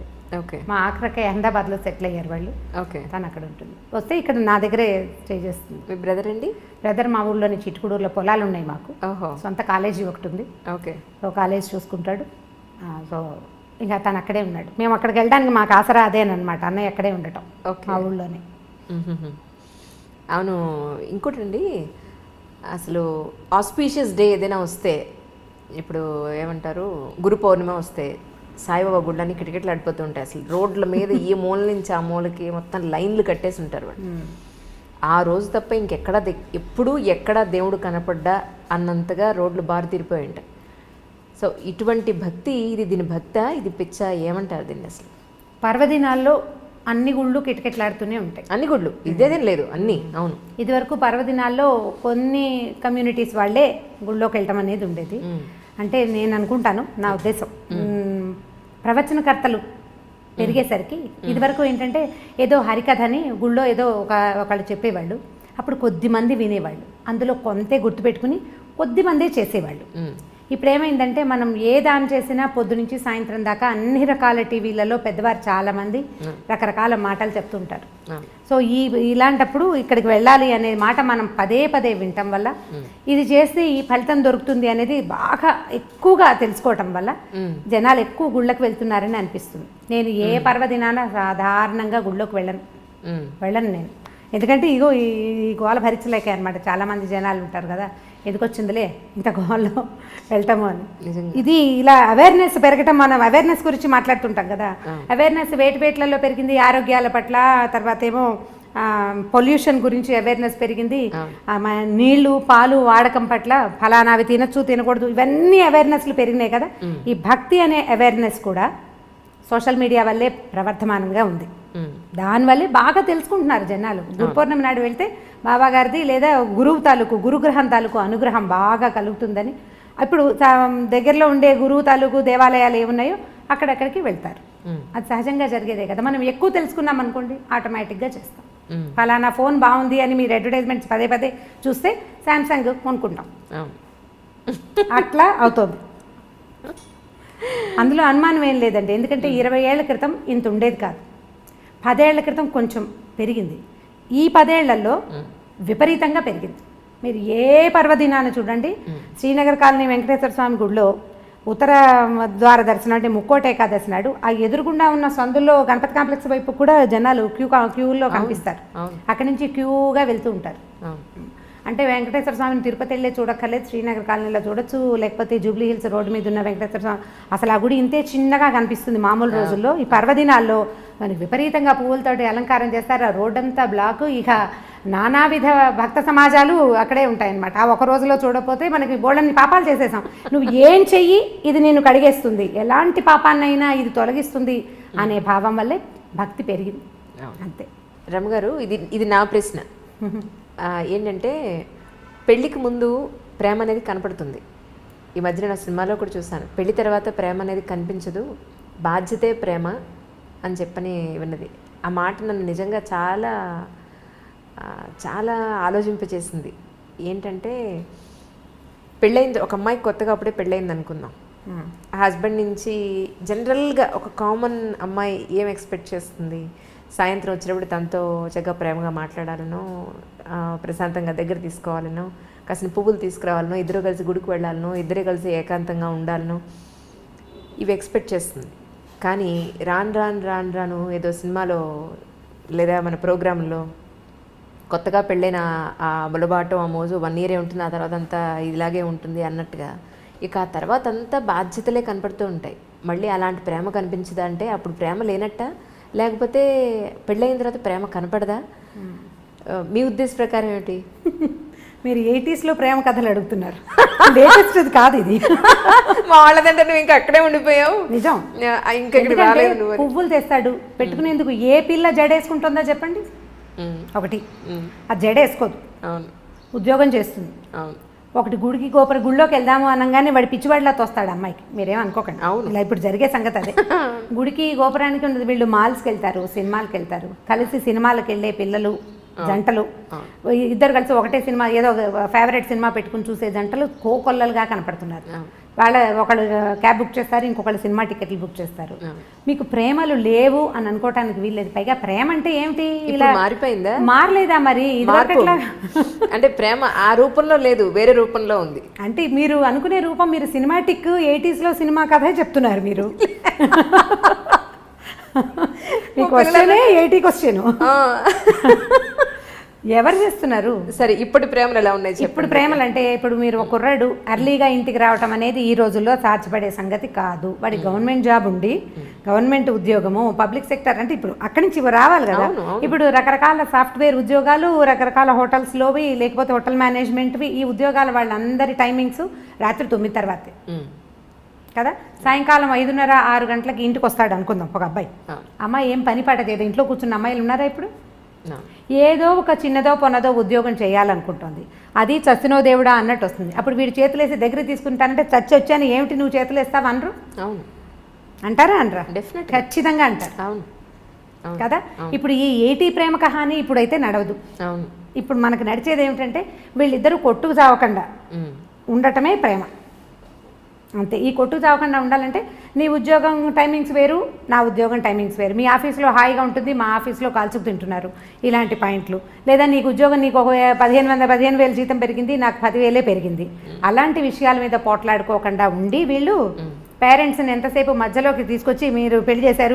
ఇది ఇప్పుడు లవ్ మ్యారేజ్ అయితే వేరే కదా అనుకోండి. ఇప్పుడు అరేంజ్డ్ మ్యారేజ్ అయితే మా అమ్మ నాన్న చేరుతుంటారు కదా మధ్యలో. వాళ్ళని ఎంతసేపు ఏమంటారు, పంచాయతీలకు పిలవకుండా ఉంటే దాన్నే ప్రేమ అనుకోవాలి ప్రస్తుతం. ఏ పంచాయతీ లేదంటే వాళ్ళు ప్రేమగా ఉన్నట్టు. మీకు ప్రేమ అంటే ఇబ్బంది పెట్టకుండా ఉండటము ప్రేమ. అంతేగాని సినిమా చూపించటమో బయటికి తీసుకెళ్ళటమో ఏదైనా తినిపించటమో దాన్ని పూర్తి స్థాయి ప్రేమగా అనుకోవడం మనకి వీల్లేదు. ఇప్పుడు ఇబ్బంది పెట్టకూడదు, సతాయించకూడదు, ఎంతో కొంత హెల్ప్ఫుల్గా ఉండటం, దాన్నే ఈ రోజుల నాటికి ప్రేమని అనుకోవాలనిపిస్తుంది నాకు. ఇప్పుడు అమ్మాయి ఏదో ప్రెగ్నెన్సీ, ఆఫీస్కి వెళ్తుంది, ఎట్లా కష్టపడి వెళ్తుంది, దానికి కొంచెం హెల్ప్ చేయటం, కొంచెం పని చేయటం. ఆ అమ్మాయి వచ్చేసరికి పనులు పేర్చి ఉంచకుండా కొంత పని అయినా చేసి కూర్చోబెట్టి వీడే సరుకులు కొనుక్కొచ్చి అవన్నీ చేయక్కర్లేదు, కొంత హెల్ప్ చేస్తే చాలు. మనం ఎలా తెలుసుకుంటున్నామంటే అడ్వర్టైజ్మెంట్స్లో కూడా అవే కనిపిస్తాయి. అమ్మాయి కాళ్ళు చాపుకొని కూర్చుంటే మొగుడు ఇల్లు వాకిలి తుడుస్తూ కనిపిస్తాడు. అది చూసి వీళ్ళు నువ్వు అలా తుడవట్లేదు అంటే ఎవరు తుడుస్తారు? ఎక్కడైనా జరుగుతుందా అట్లా? ఎక్కడా జరగదు. నువ్వు ఒళ్ళంచకుండా కాళ్ళు చాపు కూర్చుంటే నీకు నార్మల్ డెలివరీ ఎలా అవుతుంది? నువ్వు పిల్లడికి పాలిచ్చి ఎలా పెంచుకుంటావు? నువ్వు 4 పనులు చేసుకుంటేనే బాగుంటుంది. పనులు 4 చేసుకుంటే అన్ని రకాల పనులు చేసి నువ్వు చెయ్యలేని పనికి అతని సహాయం తీసుకోవాలి. చేయగలిగే పనులకి సహాయం తీసుకుని కాళ్ళు చాపు కూర్చోవాలంటే ఏం పద్ధతులు అవి? దాని ప్రేమ అని అనడానికి వీల్లేదు, ఓవరాక్షన్ అని. అంత ఓవరాక్షన్ చేయక్కర్లేదు. ఇబ్బంది పెట్టకుండా ఉండటమే ప్రేమ అని నేను భావిస్తాను. స్టవ్ మీద పాలు పెట్టాం, పాలు పొంగుతున్నాయని హాల్లో నుంచి చెప్పకూడదు. అప్పుడేదో పని చేసుకుంటుంటే మగవాడు వెళ్ళి స్టవ్ ఆపాడండి, అది ప్రేమ. లైట్ ఫ్యాన్ వదిలేసావు అని అనకుండా వీళ్ళు అటు నుంచి వస్తూ లైట్ ఫ్యాన్ వదిలేసి చాలామంది ఏం చేస్తారంటే అక్కడ చూసి వచ్చి హాల్లోకి వచ్చేసి ఆ గదిలో లైట్ ఫ్యాన్ ఎవరి కోసం తిరుగుతున్నాయి అని అడుగుతారు. అవును కదా, దాన్ని ప్రేమ అనరు. ఆపేసి ఫ్యాన్ వదిలేసి వస్తున్నావు, కరెంట్ వేస్ట్ అని క్లాస్ తీయచ్చు, దీని ప్రేమ అనిపించుకుంటుంది. కొంచెం క్లాస్ తీసే ప్రేమ పర్వాలేదు, ప్రైవేట్ క్లాసులు తీసే ప్రేమలు కూడా కొన్ని ఉంటాయి. నువ్వు అన్నీ ఇలాగే చేస్తున్నావు ఈ మధ్య అని వాళ్ళు ఆ పని చేసేసి చెప్పడం. ఇప్పుడు ఇది కూడా చేయకుండా ఏమీ చేయకుండా ఉంటే మాత్రం దాని ప్రేమ అంటానికి వీల్లేదు. ఇంత మాత్రం ప్రేమని ఈ రోజుల్లో ఎక్స్పెక్ట్ చేయొచ్చు. అంతేగాని సినిమాటిక్గా సాయంకాలం అయ్యేసరికల్లా వచ్చేసి మనకు పనులు చేసి పెట్టేసి మన బయటికి తీసుకెళ్ళేసి వాడు ఎంత చచ్చిపోతున్నారు, ఇవాళ రేపు ఉద్యోగాల్లో ఎంత స్ట్రగుల్ అవుతున్నారు. ఉద్యోగాల్లో పోటీ, ట్రాఫిక్లో హడావిడి, ఎంత బాధపడుతున్నారో. పైగా ఎంతసేపు నెల తిరిగేసరికి వచ్చేసే ఈఎంఐలు, ఈ లోన్లు, క్రెడిట్ కార్డులు, అవన్నీ మన వెసులుబాటు కోసం ప్రతి వస్తువు పదునైన కత్తే కదా. క్రెడిట్ కార్డు ఎంత సంతోషంగా ఉండేదో కొత్తల్లో. అది కట్టేటప్పుడు రక్తాశ్రువులు వస్తాయి, రక్తకన్నీరే, మనకి దుఃఖం వస్తుంది, బాబోయ్ ఇదంతా కట్టాల్సి వస్తుంది. వాడుకుని గీసేసేటప్పుడు గొప్ప సరదాగా ఉంటుంది. మా వాళ్ళని ఎత్తుపట్టు ఏమన్నా ఆల్రెడీ మీకు అనుభవం ఉన్నట్టుంది అదిగో కదా. ఇవన్నీ పదునైన కత్తులు ప్రతిదీను. ఈ కత్తుల్ని హ్యాండిల్ చేయటమే కష్టం. ఇప్పుడు మగవాడు ఒకడు ఉద్యోగం చేసి ఆడవాళ్ళు ఇంట్లో కూర్చుంటుంటే వీళ్ళకి ఏమనిపిస్తుంది, శని ఆదివారాలు సెలవులు రాగానే వీడు మనని బాగా తిప్పేయాలి, అక్కడికి తీసుకెళ్ళాలి, ఇక్కడికి తీసుకెళ్ళాలంటే ఈ 5 రోజులు చచ్చి ఉండి పైగా ఈ వర్క్ అంతా శనివారం రాత్రి లోపల సోమవారం పొద్దుటికొద్ది రిపోర్ట్ అందించేసేయాల్సిన ఉద్యోగాలు ఉంటాయి. వాడు ఏం సరదా పడతాడు పాపం? వాళ్ళు ఎలా సరదా పడగలుగుతారు? ఫ్రీగా ఉండటానికి వాళ్ళకి పెద్దగా అవకాశం లేదు. అసలు మన ఉద్యోగ వ్యవస్థే పరమ దౌర్భాగ్యంగా ఉంది. ఇప్పుడు వర్కింగ్ అవర్స్ బాగుండట్లేదు కదా, వర్క్ కల్చర్లు బాగుండట్లా. వాడు స్ట్రెస్ ఫీల్ అవుతుంటాడు. వాళ్ళు ఏమనుకుంటారు, మగవాళ్ళు ఏమనుకుంటారు, వీళ్ళు మనని రిలాక్స్ చేయాలి, ఆడవాళ్ళ వల్ల రిలాక్సేషన్ రావాలంటే. ఇప్పుడు నేను సినిమాటిక్ మంత్రదండం, ఇది కూడా 80s 70sలో హీరోయిన్లు ఎన్ని కష్టాలైన పడి ఇంటికి వచ్చేసరికల్లా చక్కగా శుభ్రమైన ఇల్లు, తెల్లటి పక్కలు, మల్లె పువ్వులు లాంటి మంచాలు, ఇలాంటివి చాలా చదివేవాళ్ళు చిన్నప్పుడు. అలా మంత్రదండం లాగా చేయటము ఆడవాళ్ళ వల్ల కాదు. సో 70s 80s ప్రేమ కథలు, అప్పట్లో ఉండే ప్రేమలు మనం తెలుసుకున్నవి.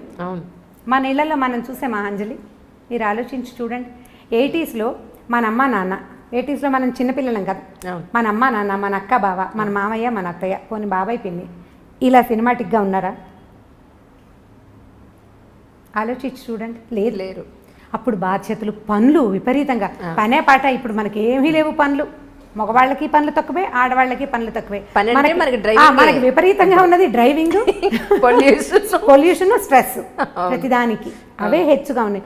మరి ఇప్పుడు అప్పట్లో బాధ్యతల వల్ల ప్రేమలు తక్కువగా ఉండేవి, సినిమాటిక్ ప్రేమలు లేవు. ఇప్పుడు స్ట్రెస్ వల్ల సినిమాటిక్ ప్రేమలు తక్కువగా ఉంటున్నాయి. మనం స్ట్రెస్సే ఎక్కువ తీసుకుంటున్నాం. ఇప్పుడు శని ఆదివారాలు ఉన్నాయనుకుందాం మన దగ్గర, పోనీ ఒక ఆదివారం ఉంది, దాన్ని సగం చేసుకోవడానికి ట్రై చేయండి. మనం ప్రేమని కొంచెం సినిమాటిక్గా సాధించగలుగుతాం. సగం చేసుకోవడం, పొద్దున పూట బయట తిరిగి, లేదా ఇప్పుడు బఫే బ్రేక్ఫాస్ట్లు అవి కనపడుతుంటాయి ఊళ్ళలో, సిటీలోనే, టౌన్స్లో కూడా ఉన్నాయిలేండి. విజయవాడ, గుడివాడ కూడా ఏం తీసుకోలేదు హైదరాబాద్ కంటే. అవి ఆదిలాబాద్లో లేదు కానీ మన నిజామాబాద్ అలాంటి ఊళ్ళల్లో కూడా ఉన్నాయి. పగలు మధ్యాహ్నం దాకా మీరు ఎంజాయ్ చేద్దాం, ఎక్కడికైనా వెళ్దాం, ఎవరింటికైనా వెళ్దాం, గుడికి గోపురానికి వెళ్దాం, సాధ్యమైనంత ప్రేమగా ప్రవర్తించడానికి ట్రై చేసి మధ్యాహ్నం నుంచి మగవాళ్ళని వాళ్ళ వర్క్ వాళ్ళని చేసుకొని ఇస్తే అటే కొట్లాడుకోకుండా మనం కొంత ప్రేమ కథని సాధించగలుగుతాం. ఎంతో కొంత. ఇది కష్టం, చాలా కష్టం అండి, నిజం.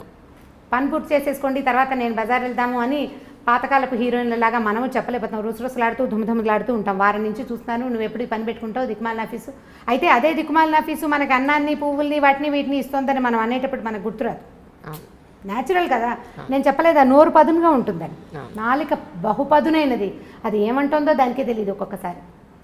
ఏమంటున్నామో మనకు అర్థం కాదు కదా, ఉద్వేగం వచ్చేస్తుంటుంది లోపల నుంచి. ఆ వచ్చే ఇరిటేషన్ తోటి మనం ఏదో ఒకటి మాట్లాడతాం.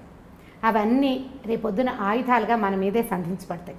నువ్వే మానేమన్నా ఉద్యోగం అంటే వెధ ఉద్యోగం మానేసేయి అన్నాం అనుకోండి, ఉద్యోగం సీరియస్గా జాబ్ మానేస్తే అప్పటి నుంచి రోజు బెంగగానే ఉంటుంది, ఎప్పుడు మంచి ఉద్యోగం వస్తుందో అన్న టెన్షన్ కదా.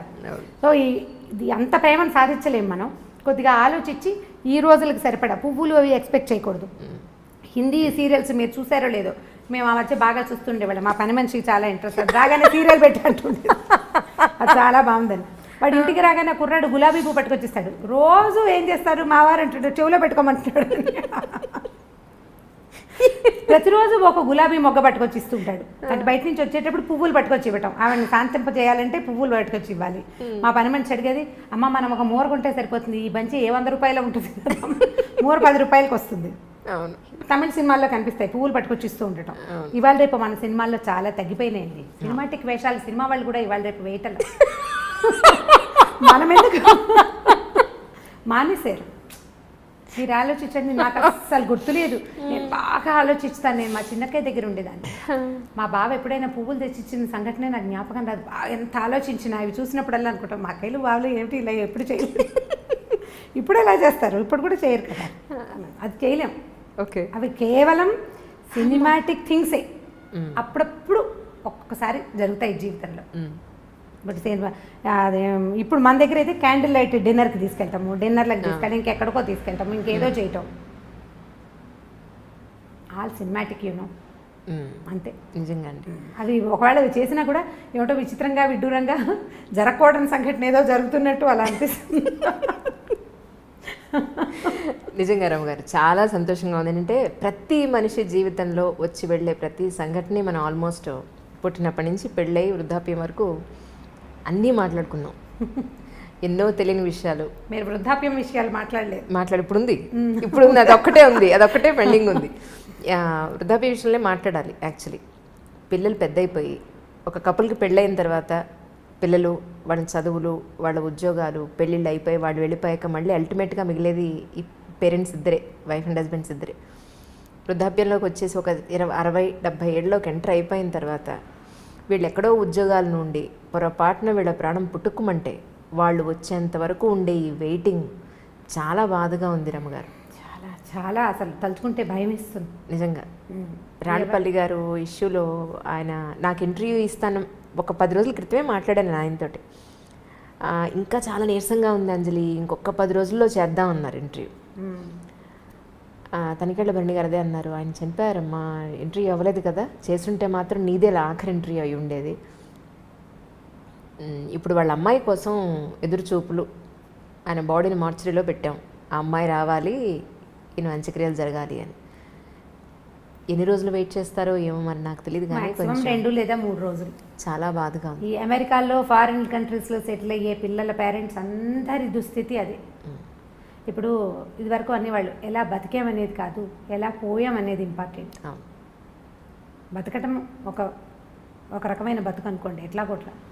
ఈ చనిపోయిన తర్వాత అసలు ఇలాంటి మాటలు మాట్లాడడానికి కూడా కష్టంగానే ఉంటుంది. వాళ్ళ పిల్లలు రాలేదు అంటే ఆ బాడీని ఇంట్లో పెట్టుకునేందుకు, వాళ్ళు చివరి క్షణం దాకా జీవించిన ఇంటికి ఇక దాన్ని ఉంచకూడదు.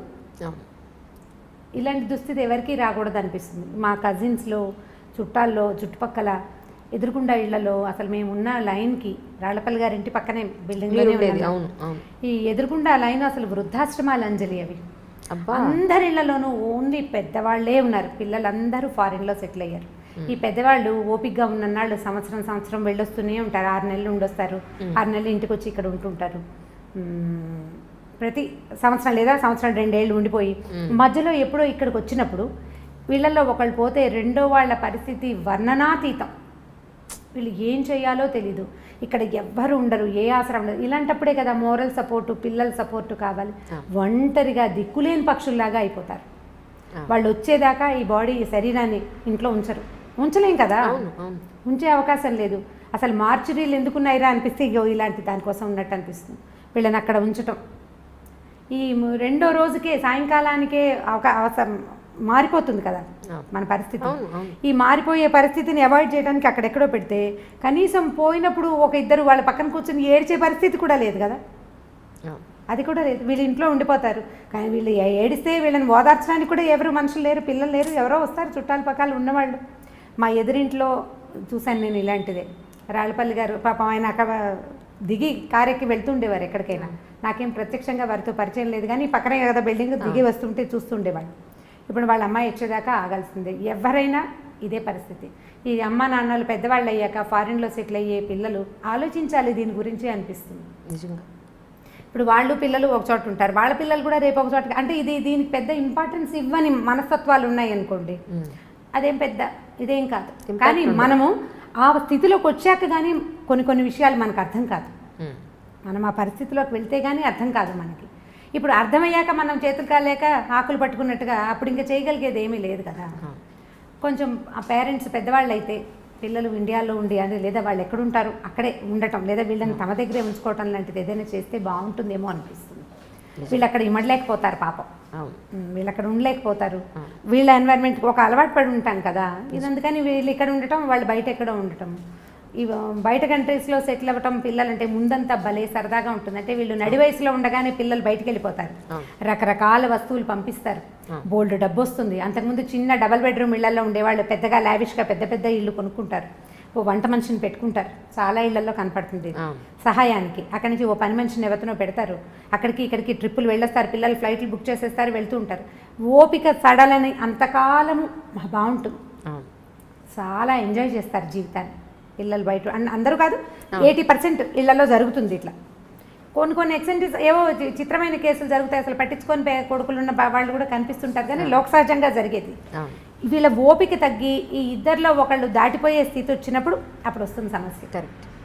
ఇప్పుడు ఇంతకాలం ఎంజాయ్ చేసి పిల్లల్ని ఏమంటారు, మీరు మమ్మల్ని వదిలిపెట్టి వెళ్ళిపోయారు, దూరాన్ని ఉన్నారు అని అనలేకపోతారు. వాళ్ళ కోసం వీళ్ళు వెయిట్ చేయాల్సే వస్తుంది. ఇప్పుడు ఒక మంచి ఒక చెడు అవునండి పక్క పక్కనే ఉంటాయి కదా. ఈ పక్క పక్కనే ఉండటంలో ఈ పిల్లలు ఫారిన్ కంట్రీస్లో ఉండటం, భార్యాభర్త ఇక్కడ మిగిలిపోవటం ఒక లైన్గా జరిగిపోతూనే కనపడుతుంది. అసలు ఇదివరకు ఎక్కడో అక్కడక్కడ కనపడేది, ఇప్పుడు ప్రతి ఆల్టర్నేట్ ఇంట్లోనూ ఒక సమూహంలో సగానికి పైగా ఇలాంటివే ఉన్నాయి. మా అక్కయ్యల పిల్లలు కూడా మగ పిల్లలు ఫారిన్లో ఉన్నారు. మా పరిస్థితులు కూడా అదే. కొన్నాళ్ళు పోయాక మేము కూడా అదే లైన్లోకి వెళ్తామని అనిపిస్తుంటుంది. మా అక్కయ్యలు పెద్దవాళ్ళు కొంచెం చాదస్తంగా కాస్త ధోరణిగా బిహేవ్ చేస్తే ఓ 10 ఏళ్ళు పోయాక నేను కూడా ఇంతేనేమో అనిపిస్తుంది. 10 ఏళ్ళు అలాగే అవుతాం కదా. ఇప్పుడు మీరు పై వాళ్ళని చూసే అవకాశం లేకపోతే చాలా నేర్చుకోలేము అంజలి. మన ముందు తరాన్ని ఫ్రీక్వెంట్గా చూసే అవకాశం ఉంటే మనం జీవితాన్ని చాలా తెలుసుకోగలుగుతాం, చాలా నేర్చుకుంటాం, ఎక్కువ తెలుస్తుంది. ఇప్పుడు నాకు ఎక్కువ తెలియటానికి కారణం నా ముందున్న తరాలన్నీ నాకు క్లోజ్గా ఉండటమే. నాకు అదొక అదృష్టమే. ఇందులో ఒక చిన్న మైనస్ పాయింట్ ఏంటంటే వాళ్ళ వృద్ధాప్యాన్ని చూస్తూ 10 ఏళ్ల తర్వాత నేను కూడా ఇంతేనని నాకు రోజు గుర్తు వస్తూ ఉంటుంది అన్నమాట. నాకు తెలుస్తూ ఉంటుంది, ఓ 10 ఏళ్ల తర్వాత, ఒక 15 ఏళ్ళ తర్వాత నేను కూడా ఇలాగే అవుతాను, నేను ఇంతకే వెళ్తాను, ఇందులోకే వెళ్తాను. మామూలు జనాలకు ఆ అవకాశం ఉండదు, పెద్దగా తెలుసుకోరు, సరదాగా తిరిగేస్తూ ఉంటారు. ఎవరన్నా పెద్దవాళ్ళు కనిపిస్తే వాళ్ళు సీనియర్ సిటిజన్స్గా తోస్తారు. నాకు సీనియర్ సిటిజన్స్ అనిపించదు, మాకు అక్కయ్యలాగానే తోస్తారు, అదే అలవాటు కదా. వీళ్ళని చూసి వచ్చింది 10 ఏళ్ళు పోయాక. ఇప్పుడు మా అబ్బాయిలే నాకు చెప్తారు, అమ్మ 10 ఏళ్ళు పోయాక నువ్వు విజయబెద్దం లాగా అయిపోతావు, ఇప్పుడే చంపేస్తున్నావు నువ్వు. ఇలా అవుతూ మన జీవితాలు కూడా ఇందులోకి వెళ్ళవలసిందే. మనం తెలుసుకోవాల్సింది ఏంటంటే ఇవాళ యంగ్, ఎనర్జెటిక్గా, శుభ్రంగా, బ్రహ్మాండంగా, చాలా దృఢంతో ఉన్న మనము రేపొద్దున వెళ్ళే దారి మన ముందున్న దారే కానీ కొత్త దారి ఏది కాదు. అసలు సృష్టిలో కొత్తది లేదు, ఏది లేదు. ఇప్పుడు మనం ఒక విశృంఖలమైన ప్రపంచాన్ని చూస్తున్నాం. మనని చూసినప్పుడు మన పేరెంట్స్ కూడా ఇలాగే అనుకున్నారు, ఏమిటో మారిపోతున్నారు పిల్లలని.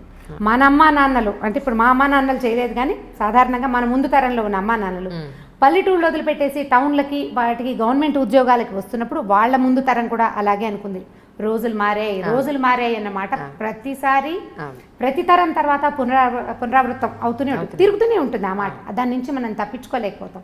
ఇప్పుడు మరీ పెరిగింది, రేపొద్దున ఇంకా పెరుగుతుంది.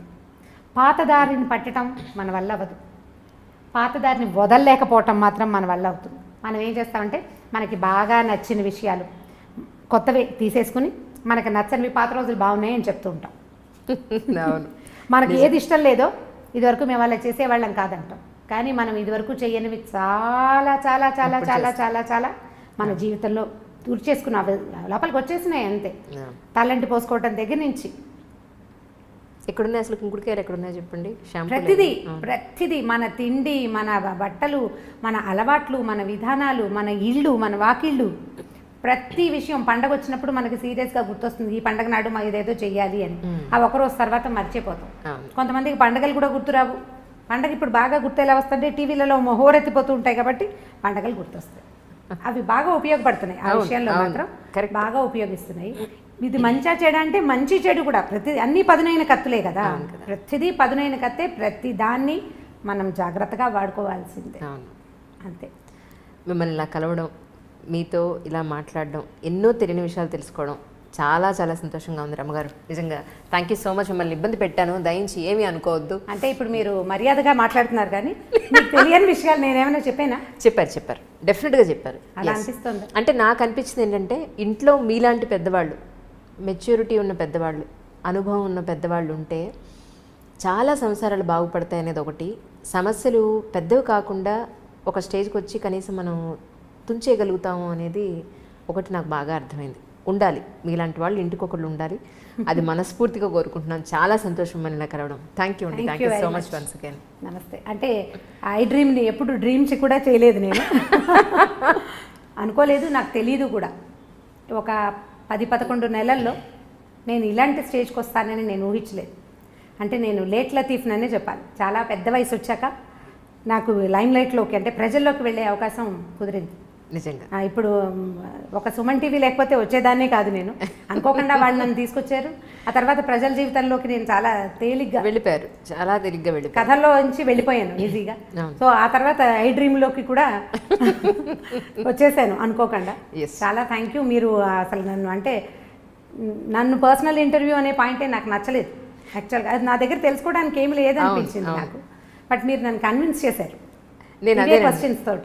అవును అందుకే నేను అసలు ఒక్కడు కూడా పర్సనల్ క్వశ్చన్ వేయని కారణం కూడా. ఎందుకంటే మీరు అన్న మాట నాకు అర్థమైందంటే పనికొచ్చేది ఏదైనా చేయాలండి అని అన్నారు మీరు. ఎస్, నేను కూడా అదే పాయింట్కి కట్టుబడి అదే ఇప్పుడు అంటే మీరు చేసిన ఈ ఇంటర్వ్యూలో నేను చెప్పిన పాయింట్స్లో ఏవైనా, అంటే నేను చెప్పిన ఇవన్నీ నా సొంత అభిప్రాయాలే కదా, వీటిలలో ఏవైనా ఎవరికైనా ఒక్క 4 వాక్యాలైనా ఉపయోగపడితే నేను అదే చాలనుకుంటాను. ఇప్పుడు నేను చెప్పే కథల్లో కూడా నా ఉద్దేశం అదే. మనకు ఒక మంచి మాట, ఒక మంచి విషయం తెలుసు, 10 మందికి చెప్తాం, ఒకళ్ళకి యూజ్ అయినా చాలు.